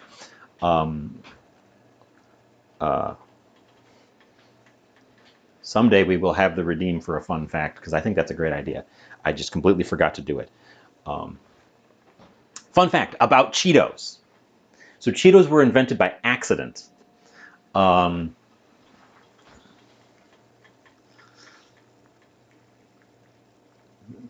They are, as you know, made of corn. They were originally made from animal feed corn, so like really low quality corn, which they were grinding to make animal feed, and the little grinder thingy would build up a sort of paste of some of the corn that would get stuck, just a little bit over time, and it would also cause this thing to heat up because it was having to work and getting all this friction. And when they would clean it out, they'd get these little cooked, because it would get hot enough to cook the corn. You get these little cooked, like little noodly Cheeto-shaped things. And at some point, somebody, I guess, just went ahead and ate one and was like, that's pretty good. And then they put flavors on them. But that's the story of the Cheeto. It was an accidental it was an industrial byproduct of feed corn milling. Just the strangest way to start a thing. And that's why there's such a weird, unique thing compared to all the other chip types, because they were just, oops, What's this? So strange.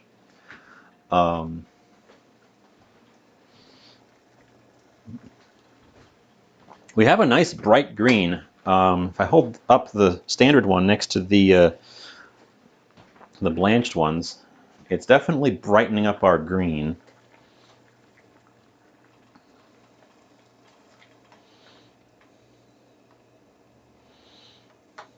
Shouldn't have done that. I was looking at the other side, but now I can't grab it.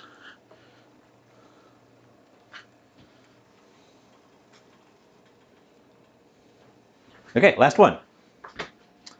That was my fun fact about Cheetos. I love that fun fact about Cheetos. Everyone knows the fun fact about Flamin' Hot Cheetos, where it was a janitor who came up with the flavor, and then became a vice president or something. You know, rags to riches type stuff. I'm going to go ahead right now. You can't see it. I'm going to pour off our brine so that I stop having to lean over it and throw the bag away, because we're not keeping the brine.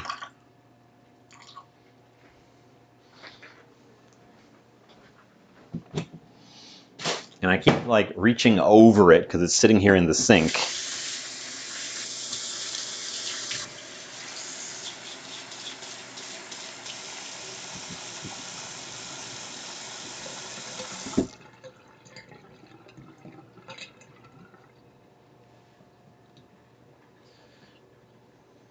Fish those allspice berries out of the trap.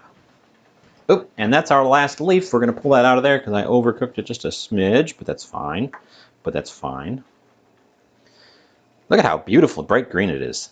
That one's probably going to be, unless I screw it up somehow, I imagine that one is going to be our showpiece one. Our water is slightly tinted now as well. If we'd done this with purple cabbage, this would have been purple by now. We don't need this anymore, and we're getting rid of it.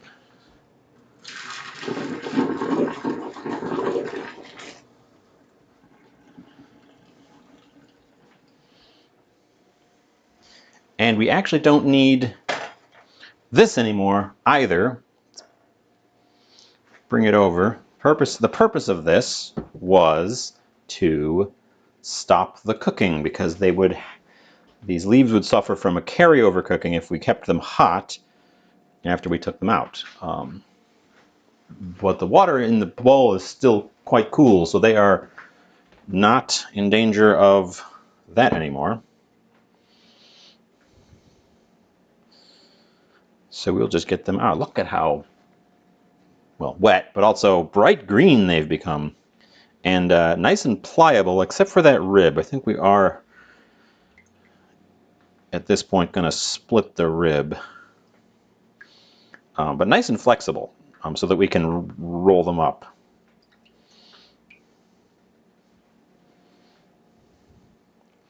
I gotta be honest, I know less about Transformers than apparently you guys do. Kudos. I feel like that when I'm talking to WeFormer all the time.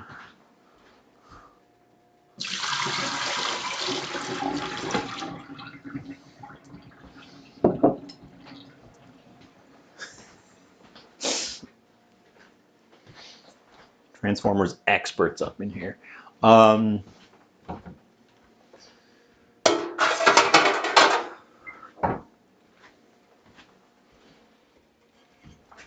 Put a few things away. We have, as before, a little bit of time to think. Our blanched cabbage isn't going anywhere.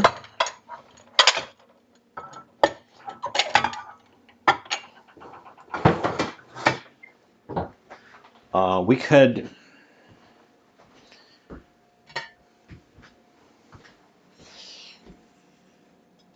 I think we're gonna cook them in that one. Actually, now that our oven is empty, everybody wants these baked afterwards.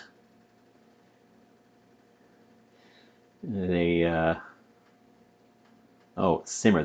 So they want these braised afterwards. That might be a bit of an ask. That might be a little bit of an ask for me. I'm going to shake the extra water off of these real quick.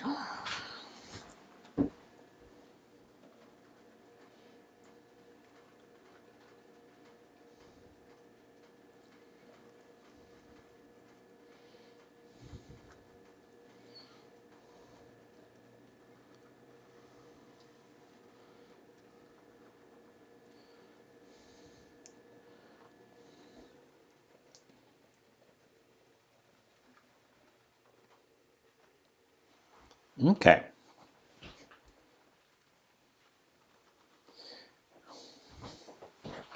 And we can get the puddle. They got a puddle. They got a puddle. As the kids say, sploosh.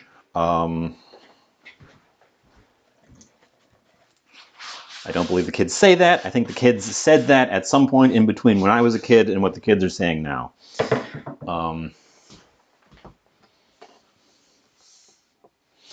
Also, I am aware of the meaning. That was the joke.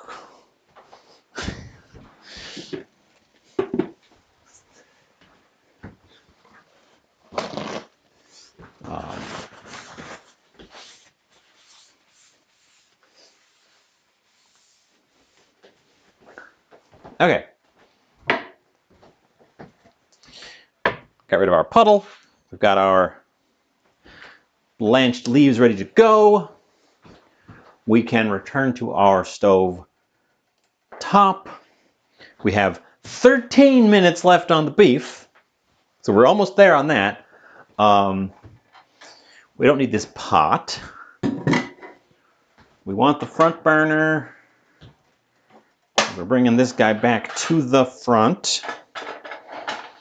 We're going to check out his interior. He's bubbling around the edges, which means that he is not dried out completely, but he is stuck on the bottom. So we definitely have a little bit of a burnt on situation going, but it's nice and mushy on the top. So that's good. I want mushy. I'm going to, I think we may have burned the very bottom of this. I'm going to deglaze it again.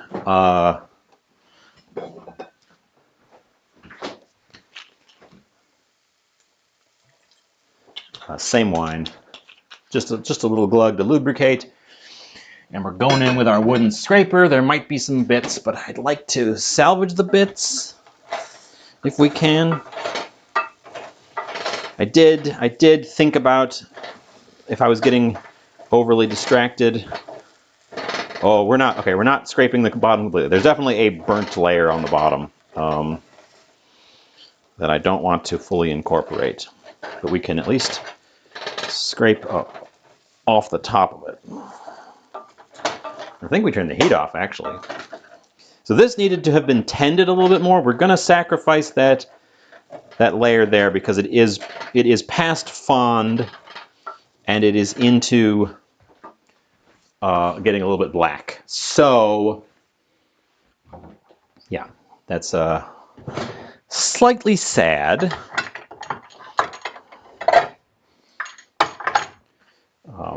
But this is nice and like mushy, so I'm going to say that it is done.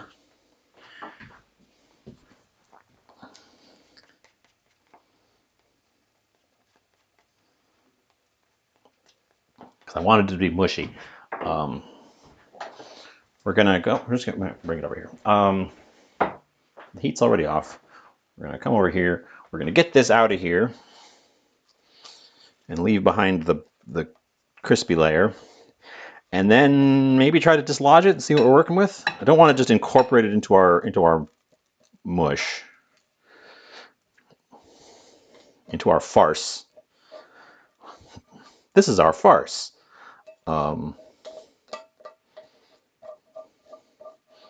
Needs to cool off a little bit as well. Now mine is pre-cooked. I think some of the ones I'm looking at weren't fully pre-cooked.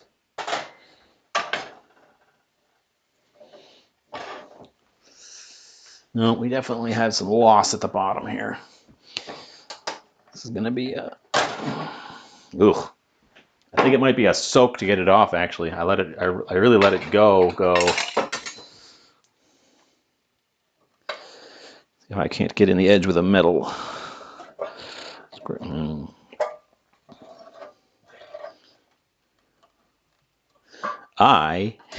That's okay. That pan is gonna have to soak.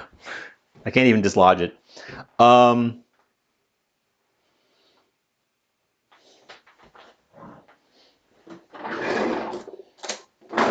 So the burnt bits aren't going to be in here, but let's give this a quick.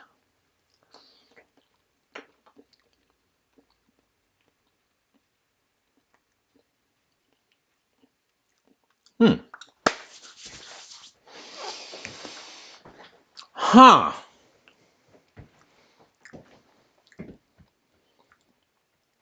You know, it tastes like exactly the sum of its parts. Yes, pre-cooked filling. Now, all the fillings were cooked, but I think they were par cooked. Because they cooked their onions and carrots.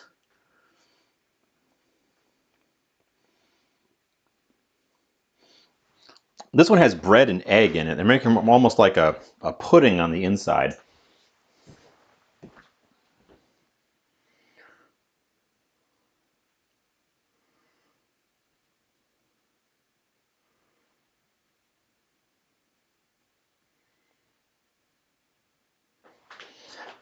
As I said, there's a million variations of this. I'm doing a little bit of reading. So ours is going to be different again. But yeah, ours should have less time on the back end because I spent more time on the front end because I had more time on the front end because of the beef. Which we're going to release real soon, actually. Cabbage, potatoes, and carrots.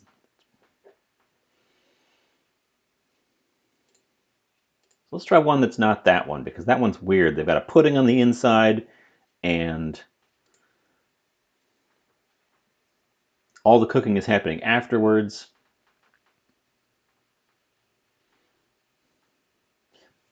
This page isn't loading.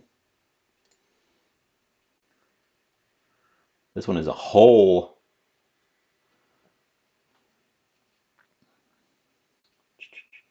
What's called fold the egg, breadcrumbs, and parsley into the lamb mixture. This one's stuffed with lamb.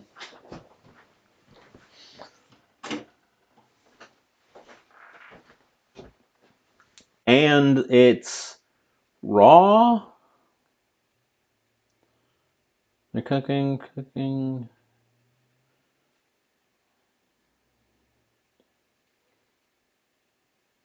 No, they cooked theirs as well. No, or did they?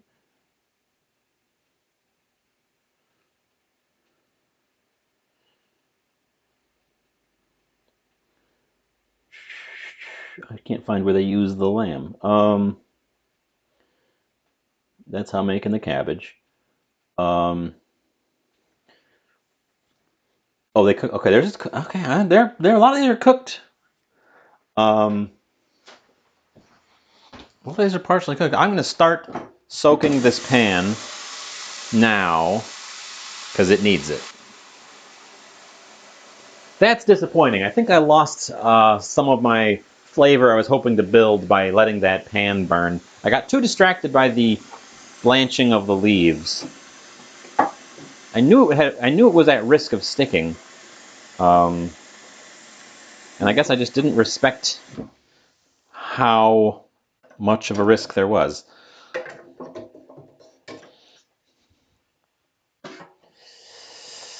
Okay, yeah. So the plan is this goes in there with some slices of corned beef. And then we roll it up and we arrange them in here. And then this is going to go in the oven with our sauce. that is going to be maybe made out of the drippings and juice from the pot.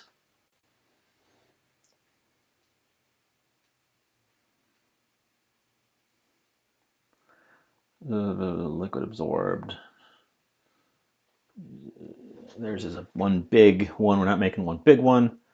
There's also isn't cooked in the sauce, so I guess that part is optional. You do have to cook the whole thing just to get the cabbage done, because our cabbage is blanched, not fully cooked. So it needs to be in there at least a little bit longer just to make sure that the cabbage is cooked.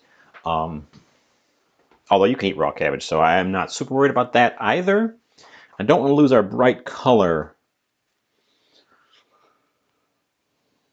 I like the idea of having it in there with the sauce, but maybe we don't need to do that part. 4 minutes remain. This is hot and mushy. And as I said, it tastes exactly like the sum of its parts, which is a strange state to be in. I'm spreading it out a little bit so that it can cool faster, because I don't want this to be boiling hot when I'm trying to shape it. So I'm giving it a little more surface area. It's interesting. It's interesting. I think it almost needs, you know, what it probably needs is some breadcrumbs to firm it up a little bit. I think it might be just a little bit too mushy. I don't have, well, I have that. It would be a pain to turn into breadcrumbs at this point, though. I don't have a thing of breadcrumbs.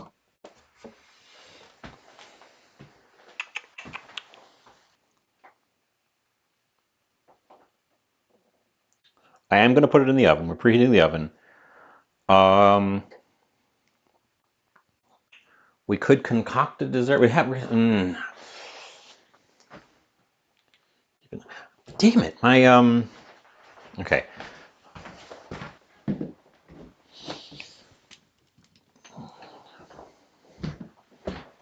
My microphone receiver is once again in the red on its battery, and we're only 2 hours into this, which means I've lost 3 hours on my promised time. I need to call the road people and get this sorted out, because this is absurd.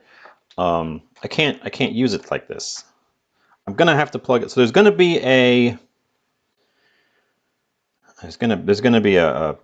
buzz.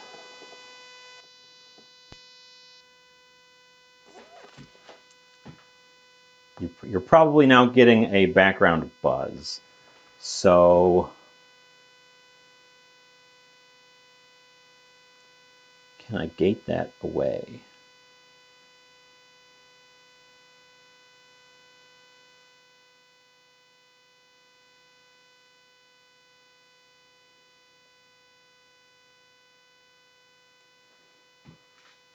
How's the sound? Can you hear me? Is there a background buzz? I do need somebody to pipe in an answer.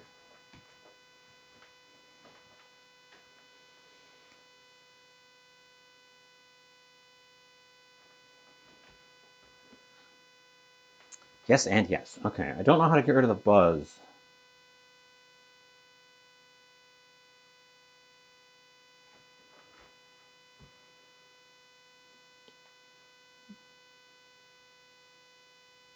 Bookworm's got no buzz.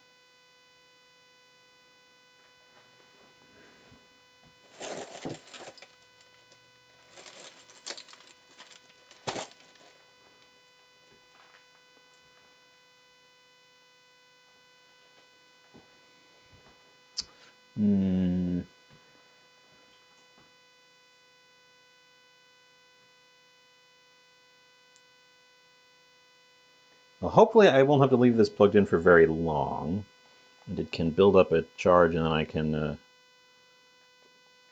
re-unplug it, because it charges pretty fast. Not instantaneously, but it charges pretty fast because it doesn't have much of a battery in there. But it really bugs me that it's draining out so quickly. Well, If you can hear a buzz, we're gonna have to tolerate the buzz for just a little bit. I will listen back. I'll have to listen back to the VOD and see what it's like.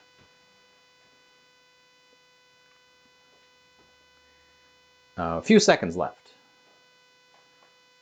on our ad and on our. That was the beep.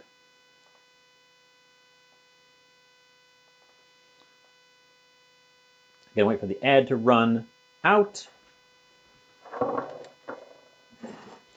Gonna move our leaves and our goop. Join me in this strange angle.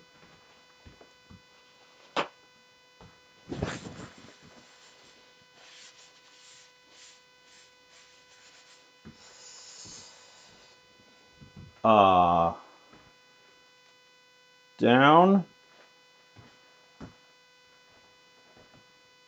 angle.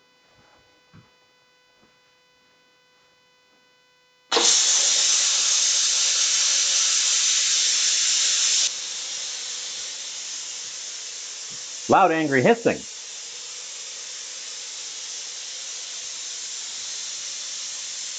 Oh, it smells so good. Oh, it smells so good. Whoa.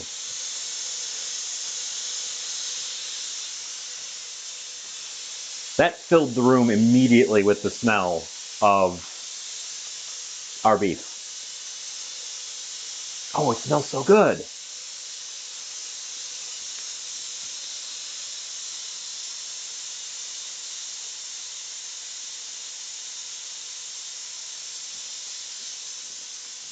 Yeah, I am going to let that fully depressurize.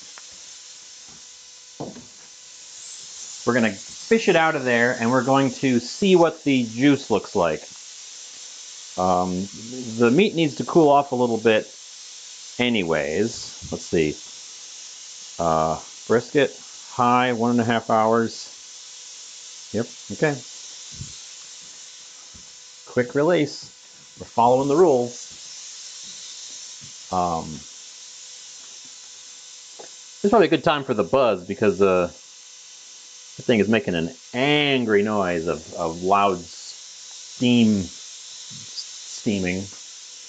That's what I said, loud steaming. It sure is steaming loud.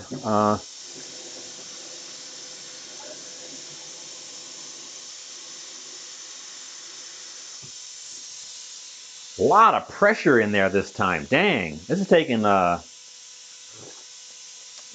good hot second to let go.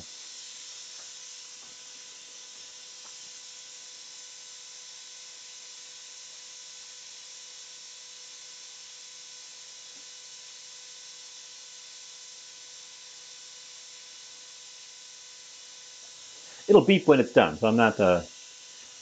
I mean, I don't know if it's running out the buzz. Certainly not for me because I can't hear the buzz. The buzz is electrical interference because these two wires are too close to each other when this thing is plugged in.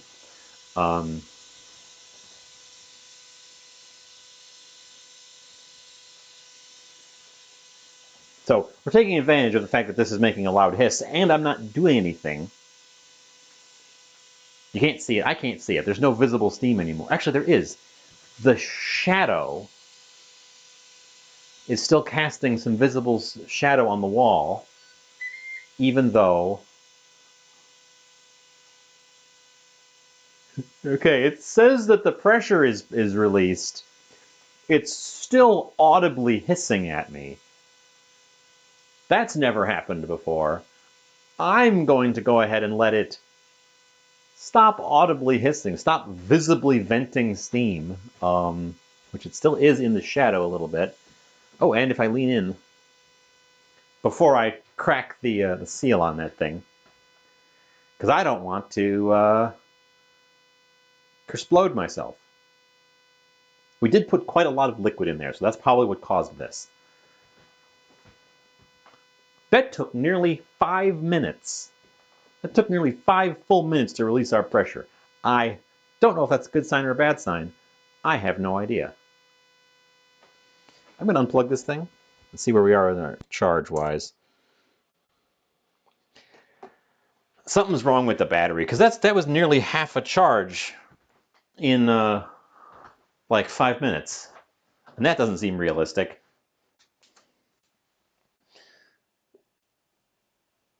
So I think we're just gonna, I'm gonna try to readjust stuff. I think we're just gonna suffer through having a little buzz every once in a while until I can figure out what's wrong with the battery.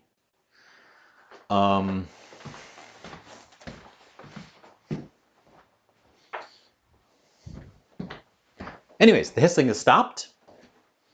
The thing beeped. Unlock. Unlock.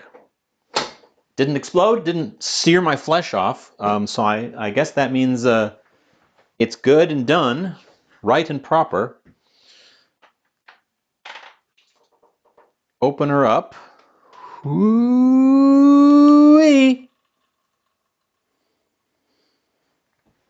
The liquid in there is hostile. Let me bring it over. We're going to use this as a... We're not going to use it as a hot pad because I'm going to use it as a cutting surface, which means we need to get out another hot pad. The thing is too hot to not have a hot pad down.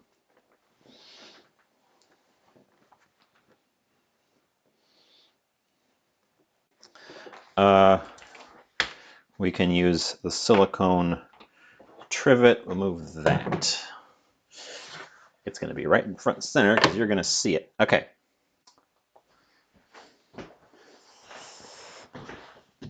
It is murderously hot. It smells really good. It smells really good, though.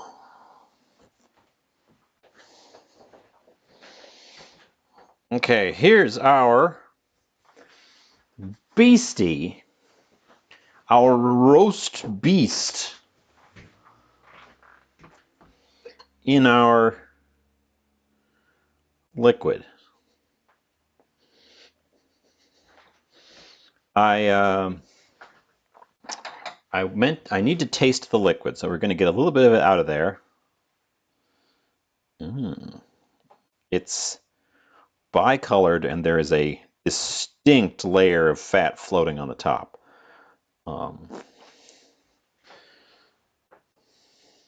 Let that chill out a little bit because this is going to be too hot to sip directly. You can see, actually, in the part that I've taken out, there's brown and there's pink. I want to taste this because I want to know what we're working with here.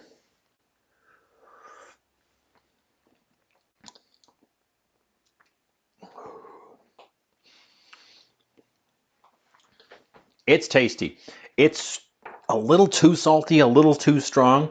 We might actually, I think we can use that. I think we can make a sauce out of that, but we might have to cut it a little bit with something.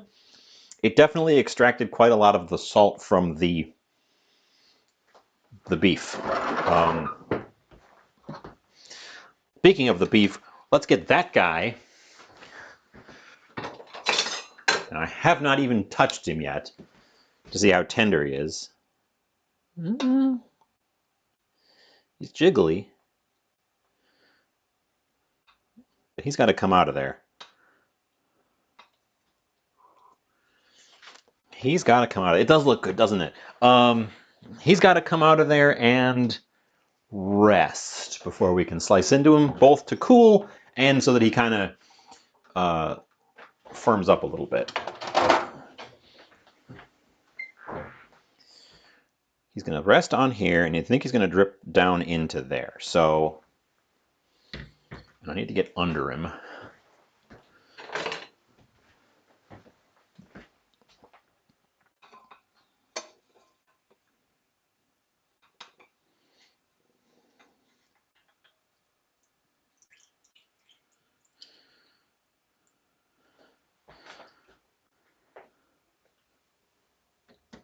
Okay, that wasn't so bad. I've changed my mind already. He's not going to drip into there because I want to work with this juice. So, that is too hot to handle. Let's move the juice. The juice is I kind of expected it. That can of beef broth, while a nice find and a nice addition, I kind of expected it to add a little more salt than I was initially shooting for. So that might be where it is. Also, the salt in our juice there is nitrate salt, so maybe I shouldn't use it as a sauce, but it is tasty. We did extract a bunch of flavor. This is dripping. This is our beef. When we slice it, we're going to try to slice across, because you can see the fibers in here run this way, and we've tenderized it, but you still want to cut through those as much as possible so that individual bites of it are nice and tender. It is leaking like a stuck beef.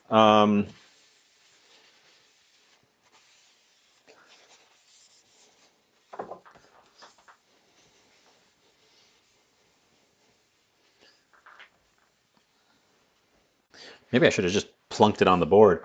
I don't think we need that board for anything other than slicing.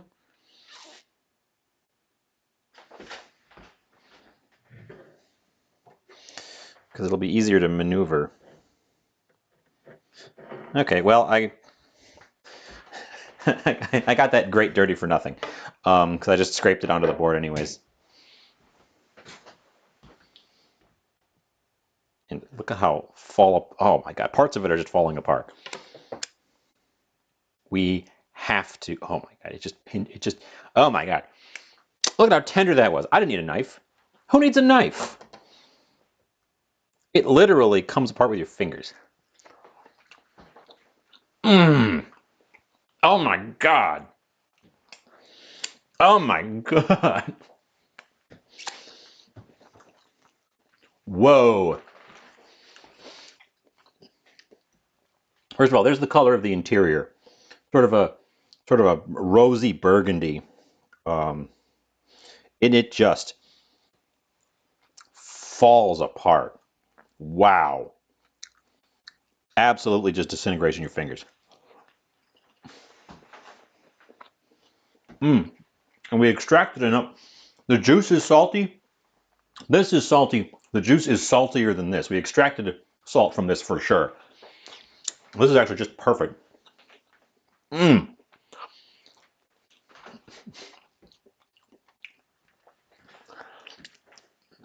It's rich. It's faintly sweet. I don't know why I'm giving a full talk up right now, because we're going to give a full talk up later.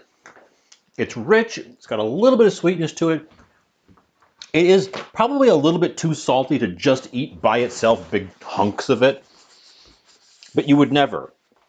This would always be served with something, preferably cabbage and potatoes. Very neutral things, very bland things that that this richness complements, which is what we're working with. I mean, yes, you could also just totally whack a big chunk of this and just eat it. It's mighty fine, and it's even more tender than I was expecting. This is the first time I have done corned beef in the magic pot.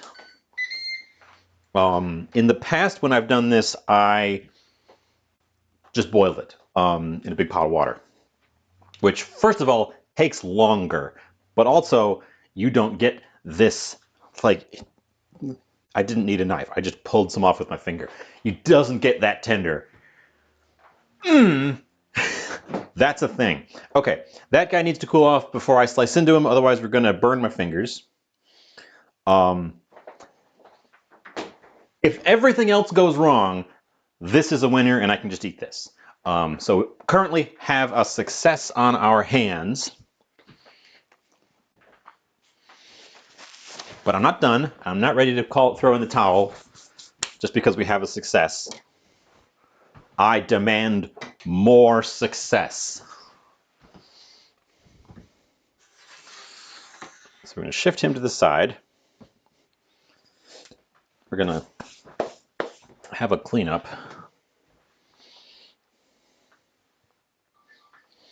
I'm going to let him cool off just a smidge. I almost wish there was a bone in it so you could just like grab it and just tear a chunk off. So you guys are pointed in a weird way.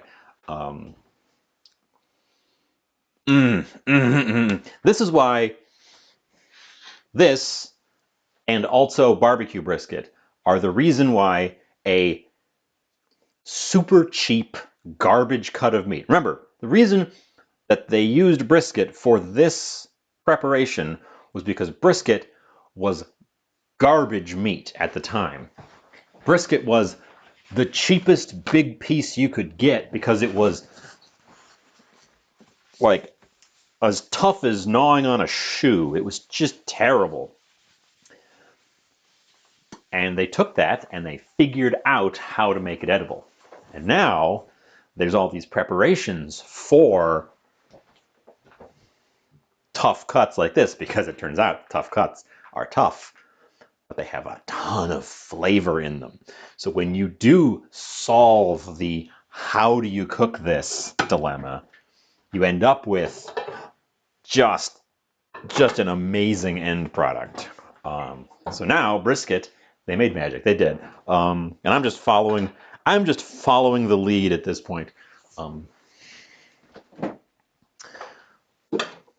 We are going to attempt to turn that stuff into a sauce, because I think our filling, if I taste it again now that it's a little bit cooler, our filling's a little bit salted, but not heavily. And the cabbage obviously doesn't have much salt on it at all because it was just dipped in some water.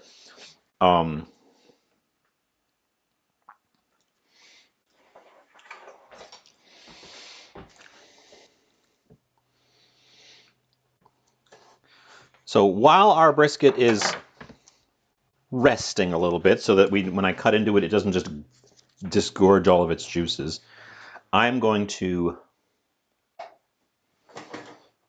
start a little sauce here.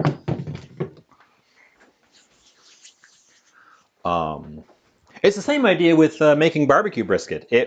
It's a really tough cut that benefits from a long, slow cook.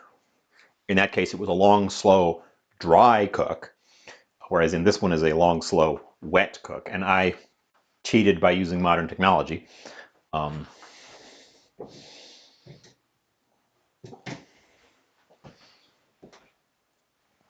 You can also smoke it. You can smoke this. Correct me if I'm wrong, please, as always. But if you take your corned beef and instead of boiling it, you smoke it, you end up with pastrami, which you then shave really thin.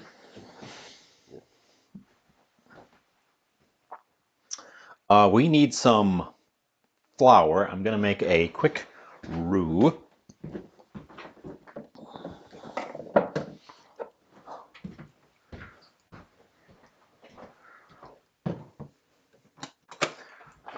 I'm pretty sure pastrami starts out the same way that we started here, and you just, instead of doing a wet boil, you do a smoke, and you end up with pastrami. Because I know pastrami is traditionally brisket. I'm sure it's made from other things now because brisket's not the cheapest cut anymore.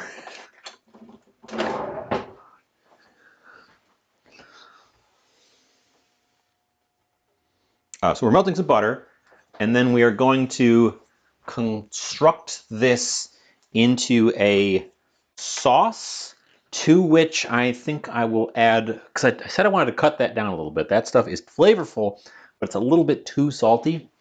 So it's going to be partially this juice and partially something else, which this might be an opportunity to add either wine or a little bit more beer. We could make a beer sauce. Whatever we do, this juice is not being discarded. It is too flavorful. I'm going to figure out what else to do with it. But I'm thinking a beer sauce. Beer sauce, anyone? That might be a thing. That might be a thing.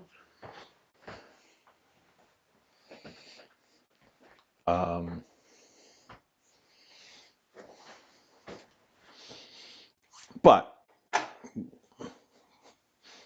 we start by making a roux. We are adding a little bit of that juice because I want the beefy flavor in here. It's going to be like a beef beer sauce. It's going to be like a beef beer sauce.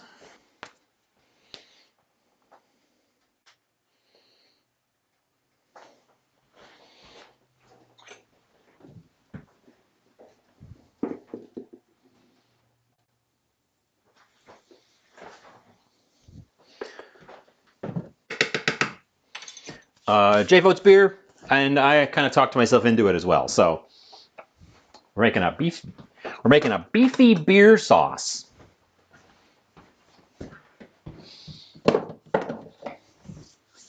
So we're making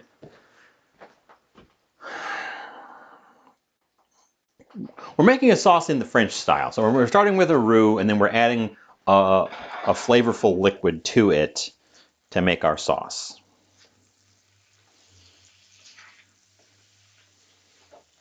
Turn that down just a scooch. So we want this stuff. So it's the same way you make a bechamel. It's the same way you make a veloute. It's the same way you make a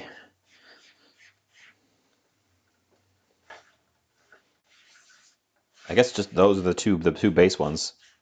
Bechamel is this, and then you add milk. Veloute is this, and then you add stock. So we're making a veloute. I don't know what the version is where you add like something that's not one of those two things. It's hot. We don't need a very well. We could actually make this we could let this cook a little bit. Start to brown. And make a dark, well, not a dark roux, but like a medium roux instead of a blonde roux. Give us a little bit more flavor and a little bit less thickening. The darker you cook your roux, the less it thickens your stuff, but the more flavor it has. And it browns pretty fast.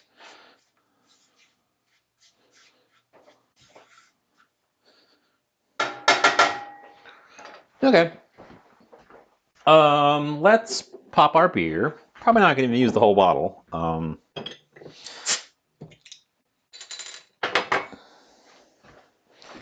Let's measure out quantities, though, so I know what I'm working with.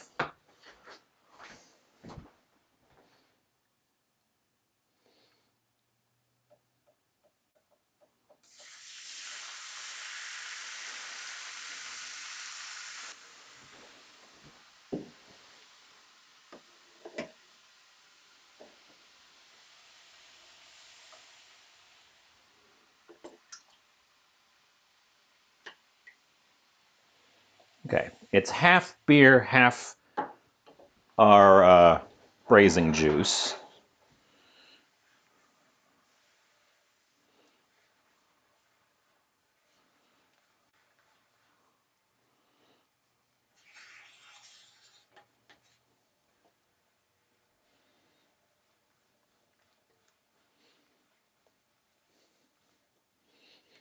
This is an experiment. I don't know.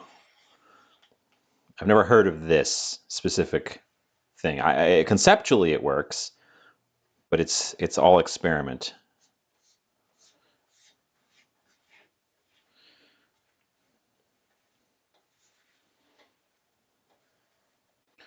I want it to thicken up. I don't want it to thicken up too much, otherwise we'll end up with like a jello.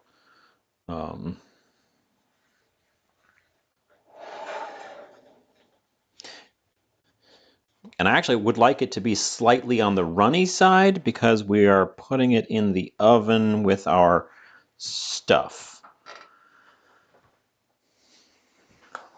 Grab my tasting spoon and just give it the old back of the spoon dip. And give it an old... Whoa!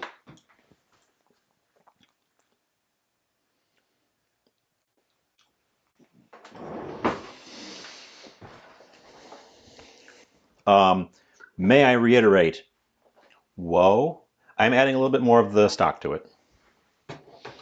It's bitter and unctuous and flavorful. I think we got a thing here. I think we got a thing here. No more straight beer. It actually needed a little bit more of the stock because it was a little bit undersalted. And I didn't just want to add more salt when we can add more stock. Also because I wanted to thin it out just a bit. Let's take the heat off and let it kind of settle. And let's pop back over here. That guy should, in theory, be arrested enough that I can cut it without it just gushing. But I guess we'll find out together.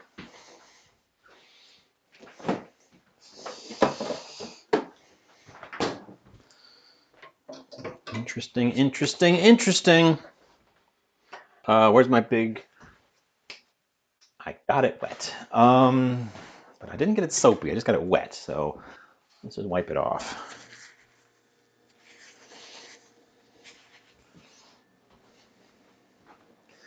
Okay. So I would like some coherent slices of this, if possible.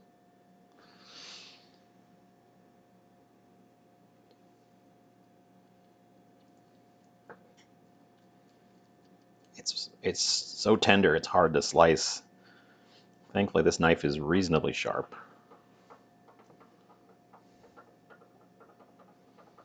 It's also just a little bit like browned on the top where it was poking out, and that doesn't want to cut quite as easily.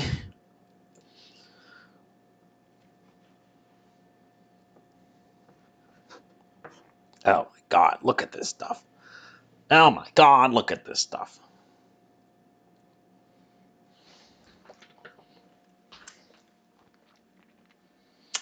You know what I have, which I should be using here? This is a more proper slicer. This guy has this little heel that makes it harder to get in there.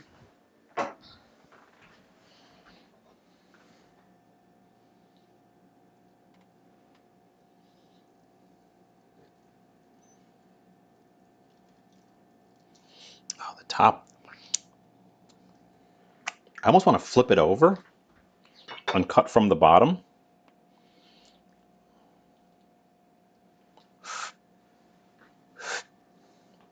Because the bottom is going to be a little bit less resistant. I'm licking my fingers. I'm just licking my fingers every time I touch this because it is so tasty. Because it is so, like, decadent.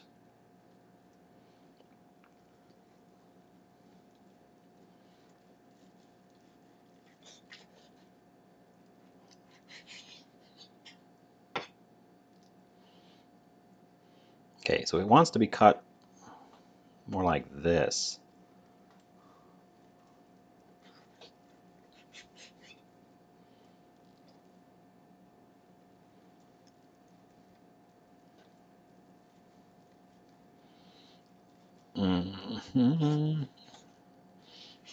It is also so tender that it keeps trying to disintegrate on me. So we're going to have some odd pieces for sure.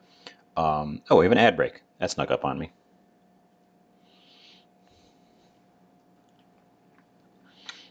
Okay, well, I'm just going to acknowledge that we're going to have some odd pieces here.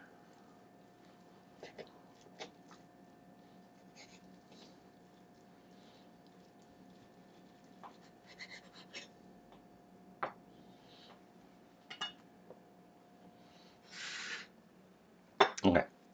Sorry the ad break snuck up on me while I was slicing. I didn't realize it was that close. We sliced some of the beef. It's hard to slice. It's so tender that it just wants to disintegrate.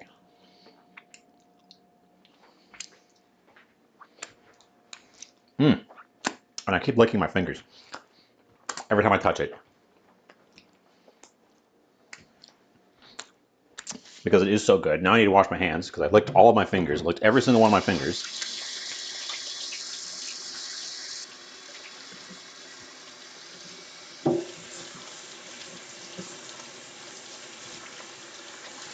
Oh God, it's so good.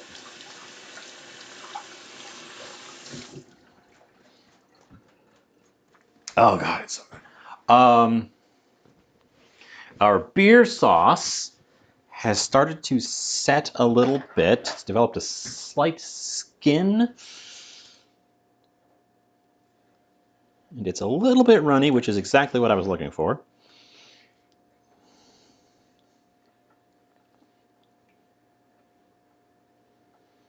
Perfect, perfect. That's exactly what I was looking for. Okay, now we're going to do the thing we all came here for, which was, ooh, how's Ravage?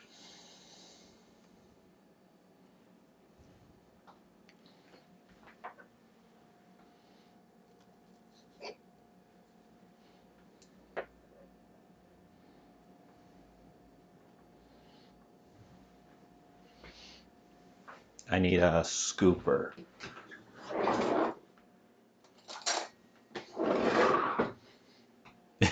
Oh.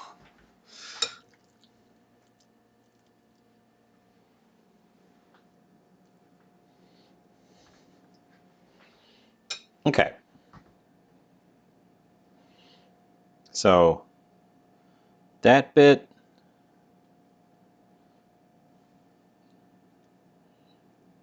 Oh, yeah, okay. I got it. I got it.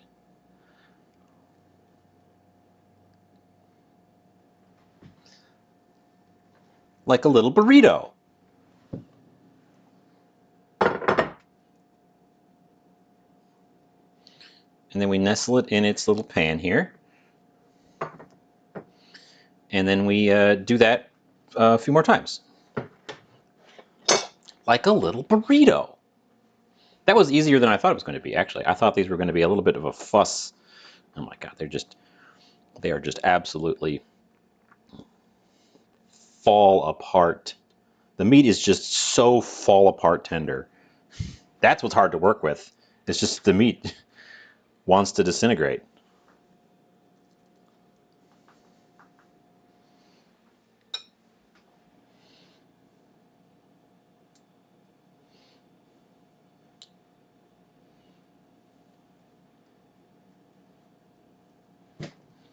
Little burrito.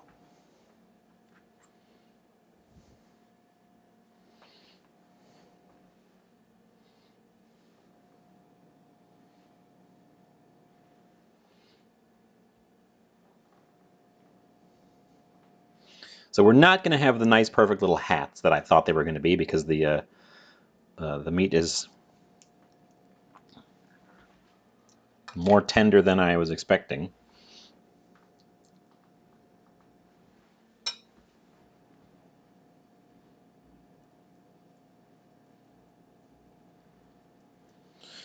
I may have overfilled that one, but that's fine.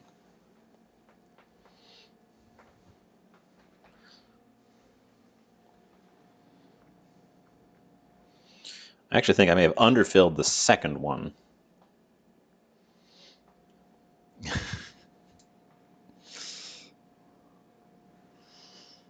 Oh my goodness, look what you've done to my little happy face. He's all gray.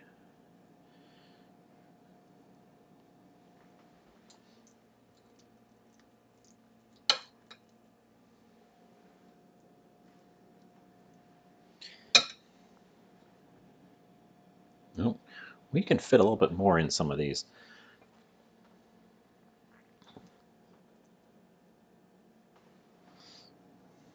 We can and will fit more in some of these.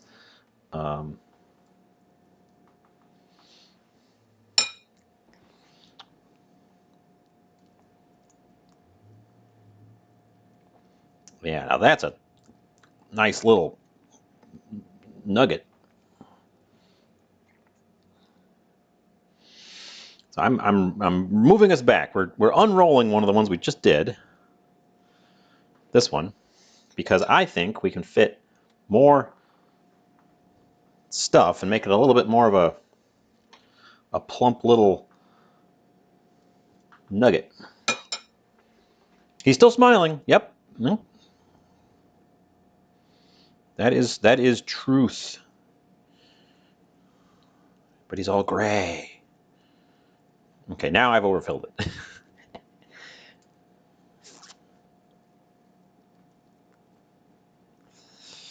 This is why they say fill it or bind it with twine.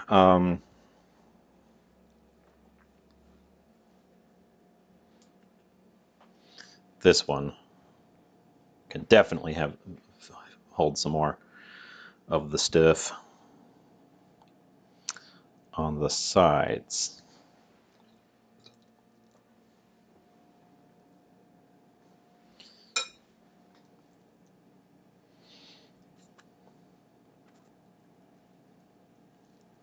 Yeah, that one for sure needed to be filled up a little bit more.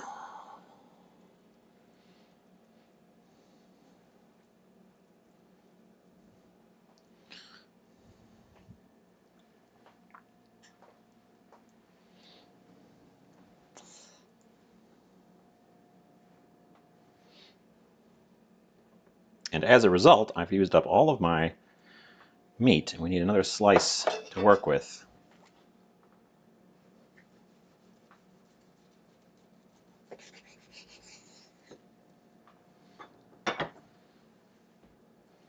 We're going to use about half of this thing on these little guys here. George, hi. Welcome, welcome. We are currently stuffing our Chou Farcis. We're putting our farce into our chou to make our Chou Farcis. That beast there, who's slightly behind my face, is our homemade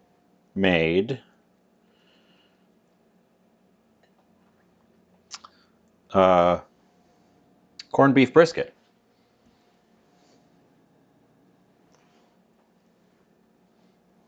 which I have slices of here, and it is. Look at how tender this is. It's just like it's so tender you can't even. It's so unctuous, but it just wants to fall apart.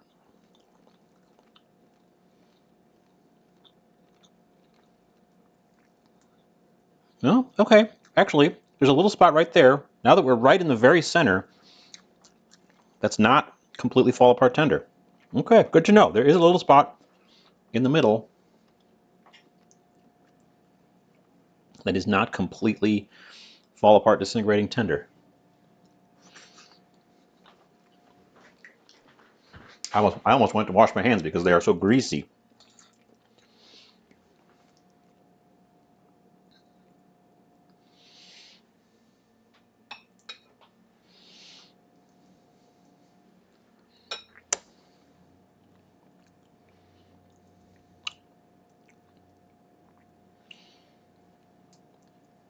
Fold it in, roll it up, tuck it, and in the pan. There they are. They actually fit well. I almost want to go back and revisit this one, but I think I'm going to say that they are good.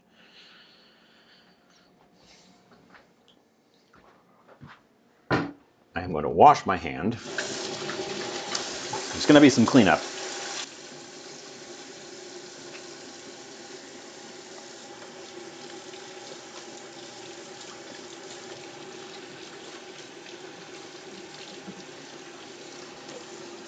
Okay, and they do need to go in the oven for at least a little bit. The cassette twins are actually really fun. Amazing. Has our sauce set? No, it's still nice and saucy. I'm gonna slide this over to the stove. Migrate this over to the stove as well, so that when I move it with the sauce in, we don't have to move it as far.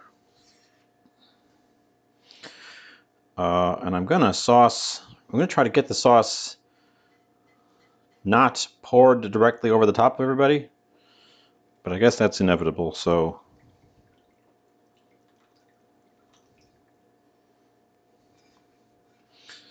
It's kind of in the middle.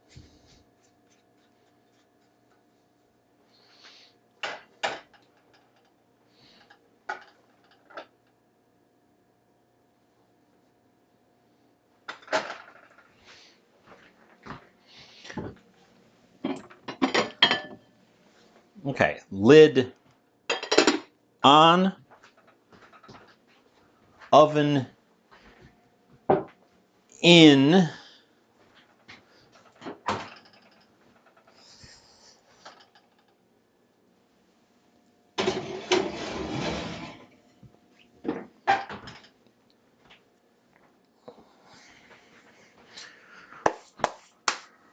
And we're back over here. Okay. Now, the recipes are all disagree on how long everything happens, except every single one of them says that they should be in the oven at this point for an hour and a half, which we are not doing.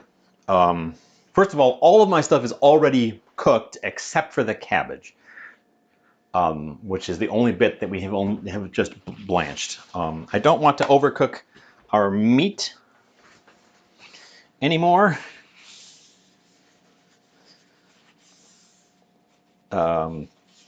It's already disintegrating, although we found an interesting little spot right in the middle where it, probably because this piece is so thick, because this was a point instead of a flat, a spot right in the middle where it's not disintegratingly tender.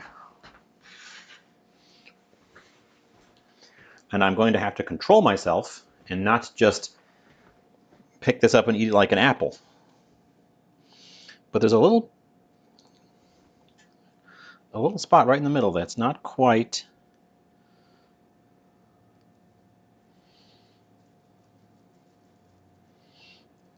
I mean, it's still tender, but it's not quite as fall apart tender.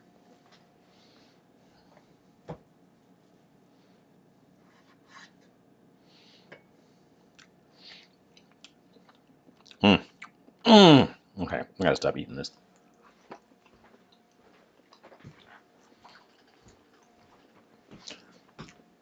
I mean, you can see on the board, all of that is our flavored juices. And you touch this and it just gets on your fingers. I'm eating another slice of this because it's so good.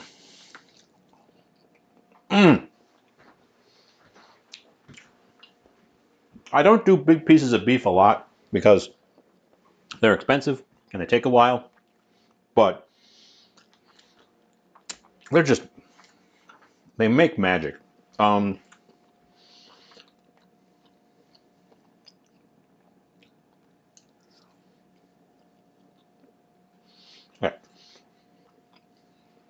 We used a bit more than half of what we had there, plus the snacking bits. That's going to be in there until I'm satisfied, which I'm not sure how long it's going to be. So we have time to make maybe a side dish. This is a complete meal. It's got its starch, its vegetable, and its meat already in it. But we could make like a little, I don't know, something. All right, I'm just eating the thing. I have no side dishes prepared.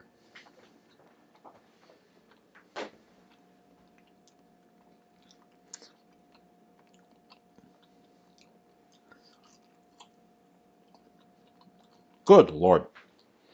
Good Lord. Okay. Well, who wants some? I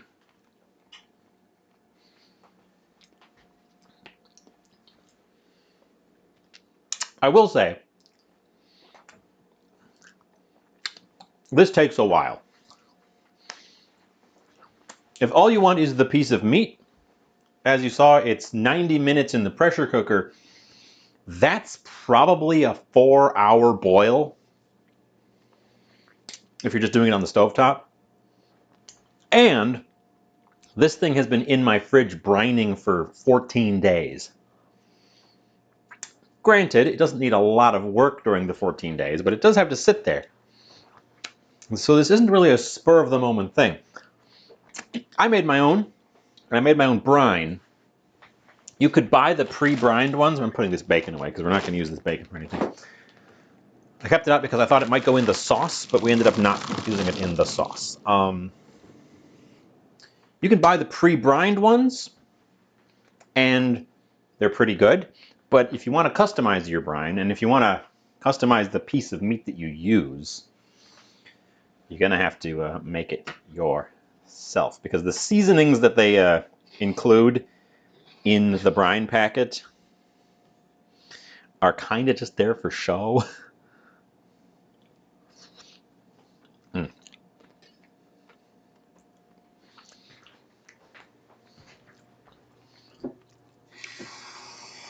Okay.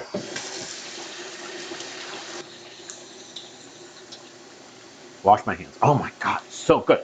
Sorry, I just keep saying, "Oh my god, it's so good" every time I take a nibble of it, but it really is.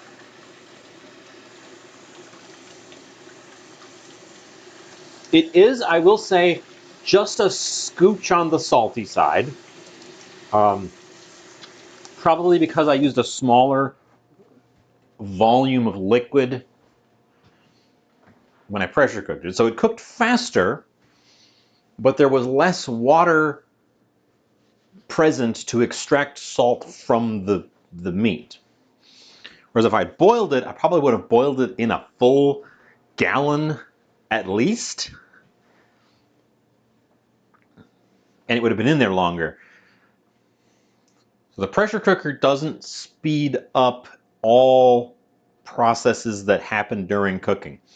It speeds up the breakdown of proteins and tissues, but I don't believe it speeds up things like osmosis of the salt coming out of the meat into the liquid. I think osmosis is literally the opposite of that, which is the movement of the water, but you know what I mean. Mm. Um, there's me. I'm calling a executive decision. I will not be making a secondary dish. We're just going to cook that thing that's in the oven until it is ready, which means I just am going to sort of sit here and chit-chat with you for some minutes. Axolotl is playing with, I assume this is euphemisms for the pet, kids, and the spouse. Gonna go out on a limb on that one. Mm. Mm. That stuffing is really good too. It's sweet and vegetable-y.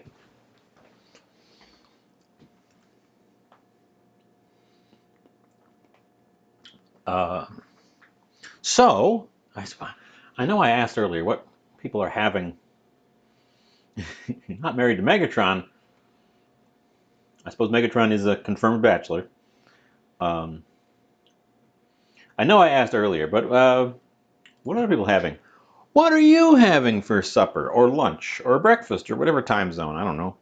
Meet somebody in here from Central Asia at one point who was like, "It's first thing in the morning."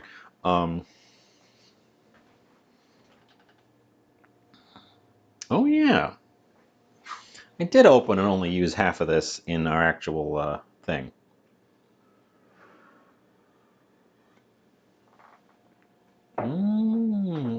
Jay had peppercorn steaks and baked potatoes. That sounds quite good. What kind of steak? I'm not a huge steak guy. I like the cuts that cook like we cooked here, where they take a long time. Whereas steaks are a faster cook, and I'm just not as good at those because you want to stop when they're done and not go over. And I'm a hell of a time stopping at the right time. I always end up with them over, or I think I'm stopping the right time and they're under. Garlic butter oil sear, and then bake them to a medium rare.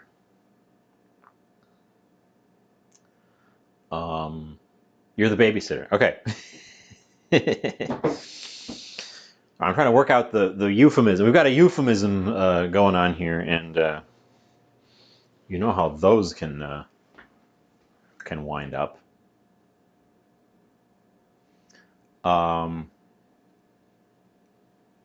Deglaze with vodka, sauce with beef bouillon, and milk. Okay, so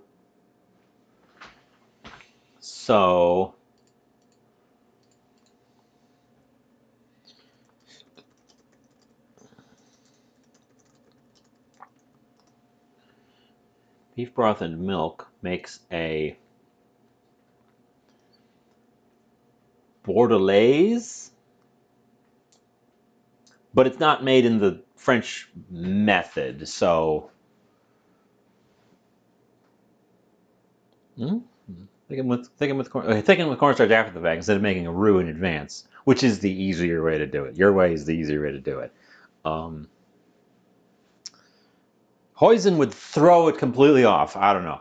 I think before you throw in the hoisin, you are dancing in the realm of a bordelais.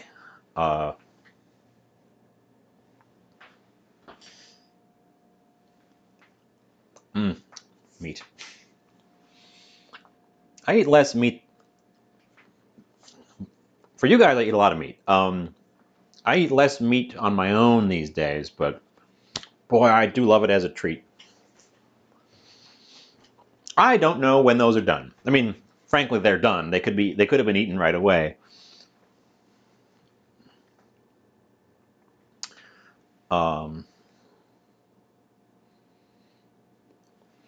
I love fun fact. I love the fun fact. Human words for food. These are French words for food. Don't get that confused with human words. Oh,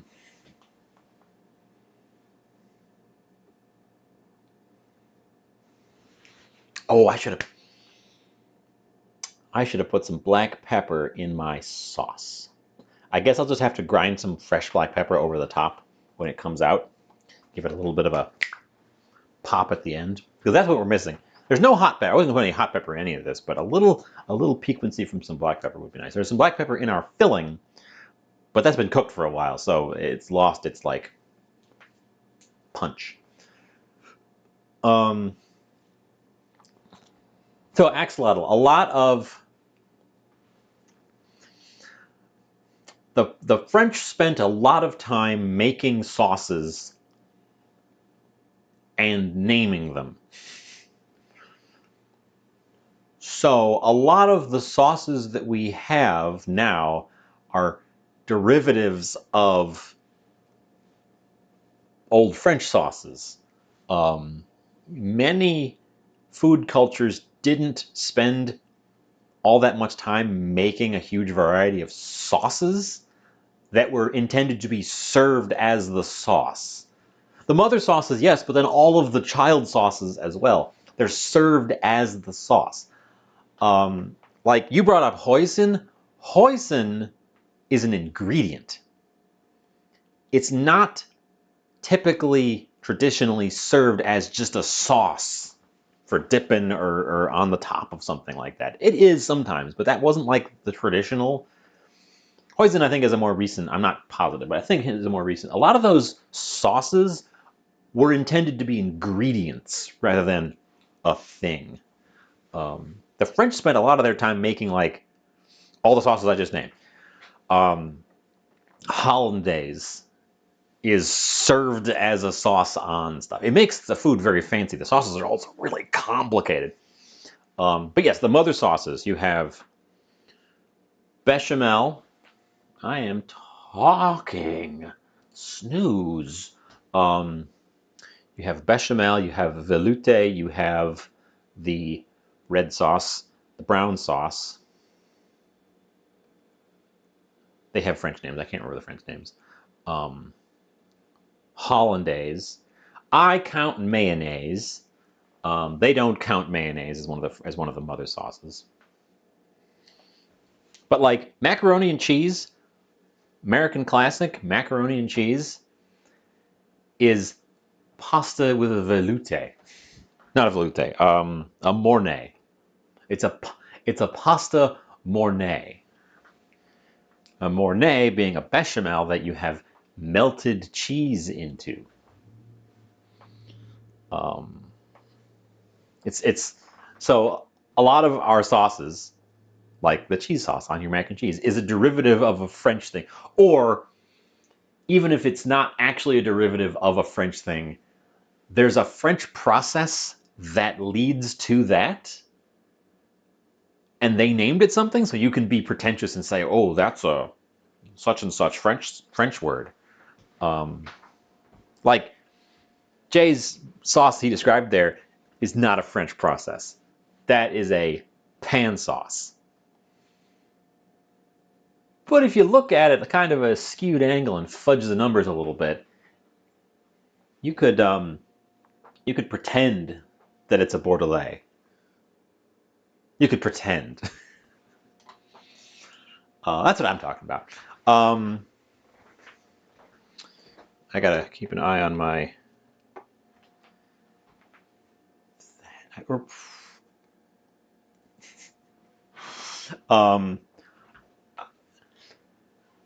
Make your food sound fancier by just learning the French names for the things that you're cooking.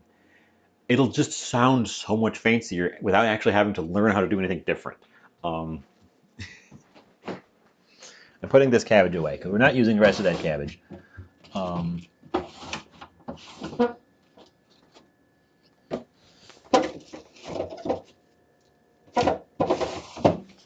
I also am tempted, because I'm just chit-chatting now, and I'm not oblivious to the fact that people are drifting away, because we're running over time a little bit as well. And my battery is complaining at me again, because we still haven't sorted that out. I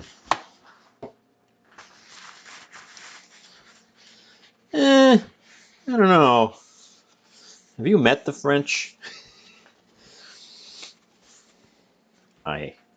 I am joking, or am I? I'm joking. I want to see how those critters are coming along in there.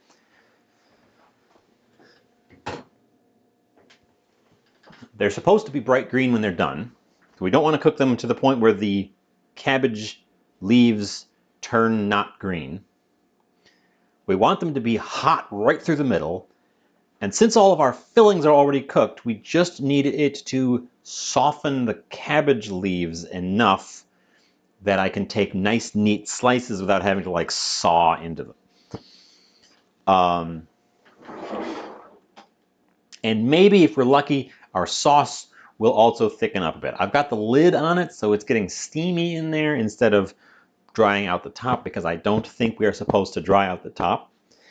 Although, possibly, one of these things that I've read a bunch of recipes for this, because, oh my god, there are so many recipes for this. Because it's peasant food. Because this was, the thing I made here, minus the corned beef, was French peasant food. Because it's made out of cabbage and some basic vegetables.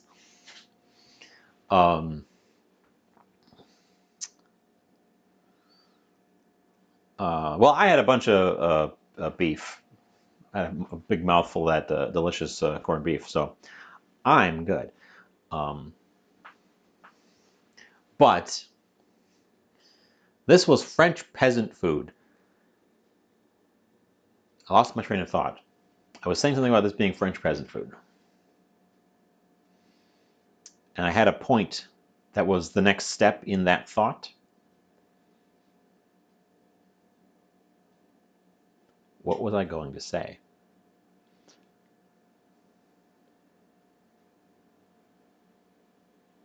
I have no idea. It's completely gone. It's completely gone what the next part of that sentence was going to be. That's disappointing. Tell you what, I'm going to run you an ad right now because the thing is bugging me, telling me that I need to run an ad soon. And then when it is done, I think I'm going to take those guys out of there and we will do the tasting and such. See you in just a minute and a half. We keep the pot holders handy.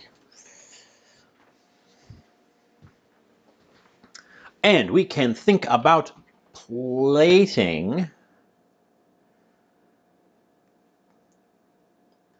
We just are going to have one of these on a plate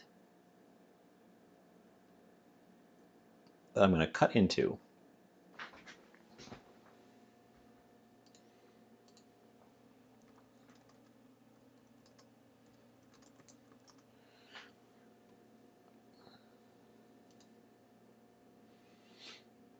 Oh, he fancified his up with a strip of bacon wrapped around the cabbage.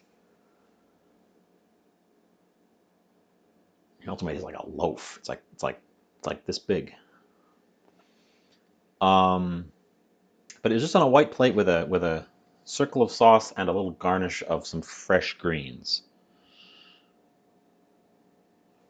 I can do that. White plate, circle of sauce, garnish fresh greens. We're gonna go with the old-fashioned round white today.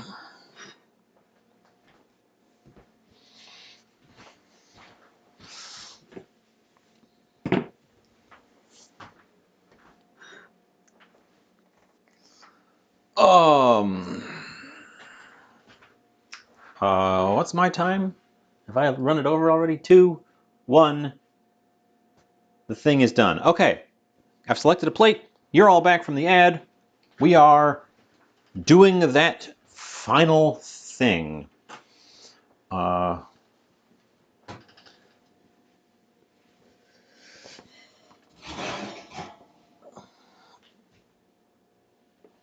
can see that the sauce is bubbling in there, so that means that we're hot. How hot? I don't know.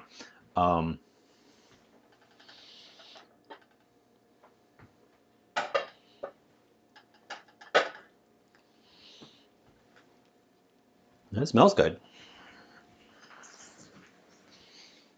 So, we're going to fish one of these out. Probably either this one or that one. And plate it in the center of our plate. Carefully.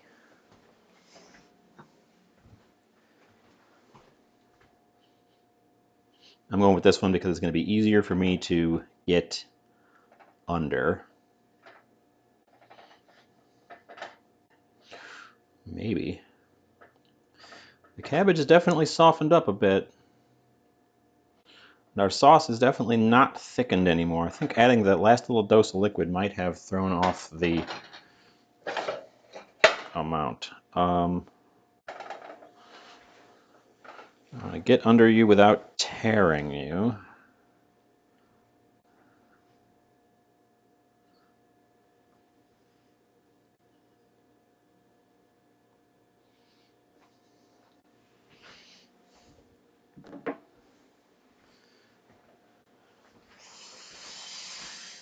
And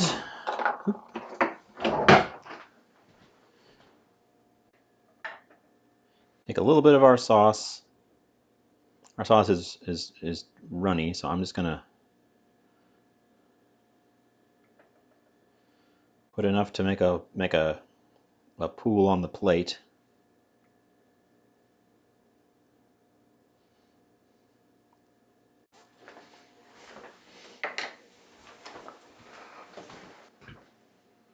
Bring it back.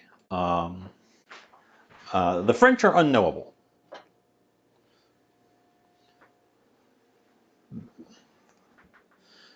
The French have always been, and yet have never been. There. And that actually, I think, is going to thicken as it cools. So I might be able to, for my second one, get a fancier plating.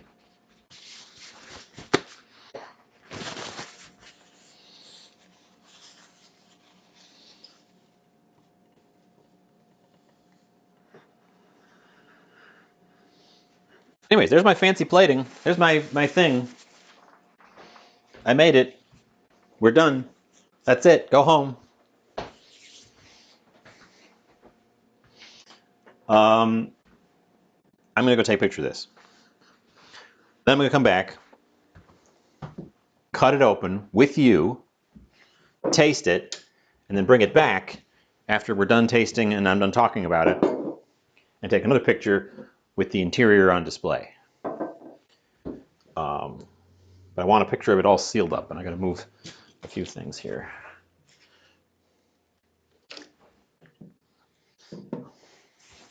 I think the sauce is going to thicken as it cools as well, so we might have actually properly fancy sauce.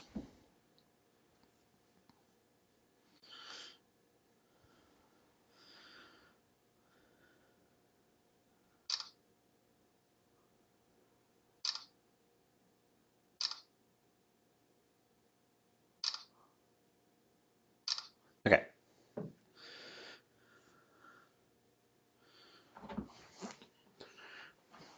Coming back. Oh, man, yeah. Okay. Already I can see the sauce is it moves, but it's thickened on the plate. So I might be able to get a nicer shot after I let it chill out a little bit. Let's grab a serrated knife and a sharp fork. Oop, and a moisten. One last moisten before I dive in on it.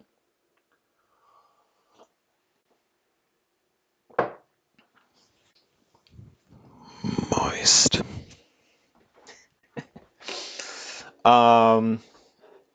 Okay. Oop, it squishes out a little bit, but the cabbage cuts pretty easily.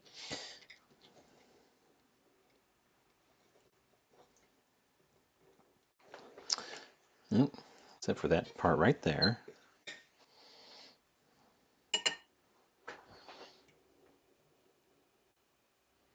Oop, there's a couple of cabbage fibers. Okay. It probably could stand to braise a little bit longer just to make sure the cabbage is fully softened, but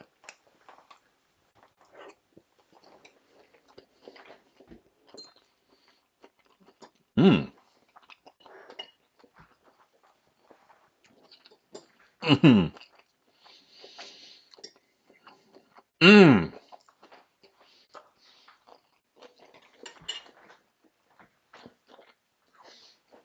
Okay, it does not need any moisture, I'll tell you that.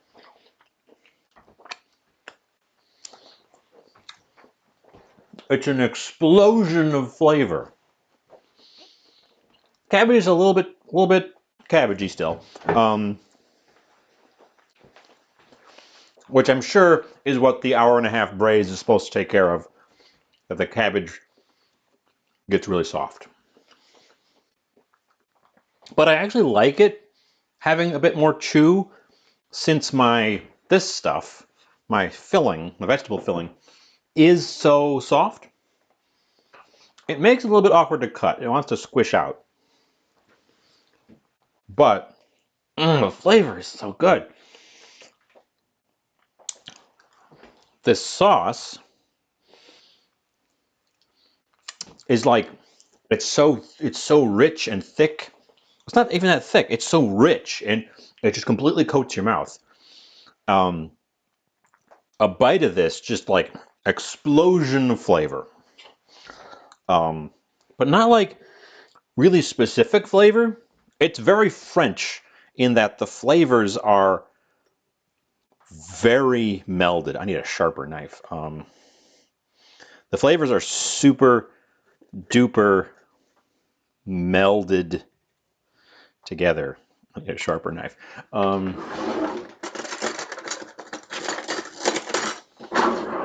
I have a sharper serrated knife. We will use it here.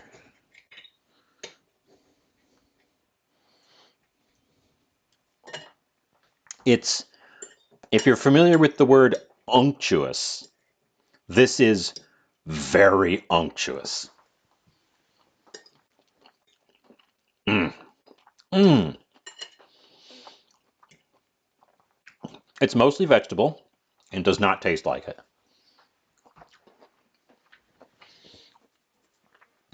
It tastes like a soup, but like concentrated into a nugget. Mm. It is perhaps a little bit on the salty side, still, but it's. Oh. It was a lot of. It was a lot of. Okay. Was it a lot of work? It wasn't that much work. It was a lot of waiting. It was a lot of slow waiting processes, and then a fun build at the end. I think I overcooked this a little bit and it went soft, which is affecting our texture. If I had breadcrumbs on hand, I think literally just mixing some breadcrumbs into this to firm it up a little bit would have given us a more solid thing. Some of these recipes also have an egg mixed into the filling, which when you then cook it in the oven causes it to solidify.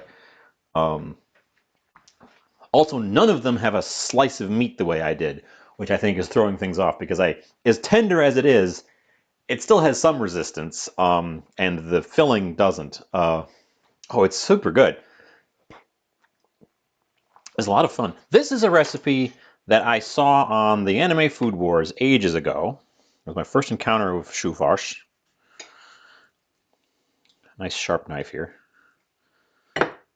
And it gets overshadowed in its own episode because it is up against the rainbow terrine, which is the most complicated recipe in that entire series by a big margin.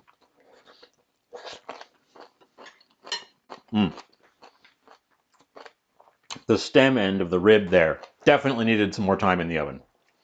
That part's crunchy. Okay, well, I've learned. Everything except that is pretty well cooked, though. But I was interested in this when I saw it, and in my reading, there's 1,001 variations of it. You also don't need to use the fancy cabbage. You can use standard cabbage. Same process. The fancy cabbages look fancy.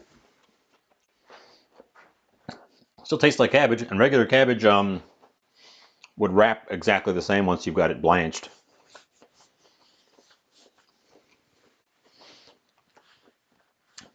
Fancy cabbage is just fancy. It's really good. So, my battery is yelling at me again because we only did a half charge. So I guess I'm going to wrap this up. Unless you have any questions about it. While you're thinking, I'm going to pop over and see who's on who might be rateable. Keep the party going. Who is on? A few people are on. We could see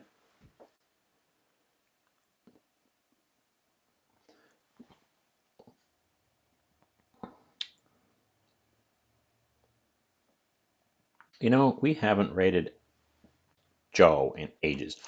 I'm gonna rate him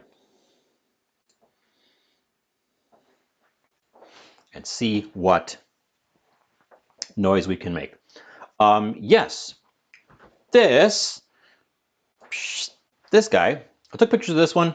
I think I'm going to attempt to take more photos of another one in a minute when the sauce has firmed up a little bit. See if I can't get a really nice like circular sauce plating and try to do a really delicate cut so it doesn't squish out quite so much when I try to cut it. So I'm going to attempt using one of the remaining ones to get a better photo. But that's not going to affect the flavor. The flavor is on point. The flavor is really nice. And not going to lie, most of the flavor is this guy. This thing is fantastic. And again, it's just fall apart tender. You just pick pieces off. Oh, you couldn't see that because it was underneath the corner. I just picked a piece off. Anyways, yeah, this was great. Thanks for being here. Thanks for sticking around to the end. Thanks for all the chit chat. We had a very lively chat today, which is always great for me. I love that on my end. Makes this so much easier when you guys are chit chatting. Yeah, so I will be back later in the week, Friday for sure. Bye. Let me push stop.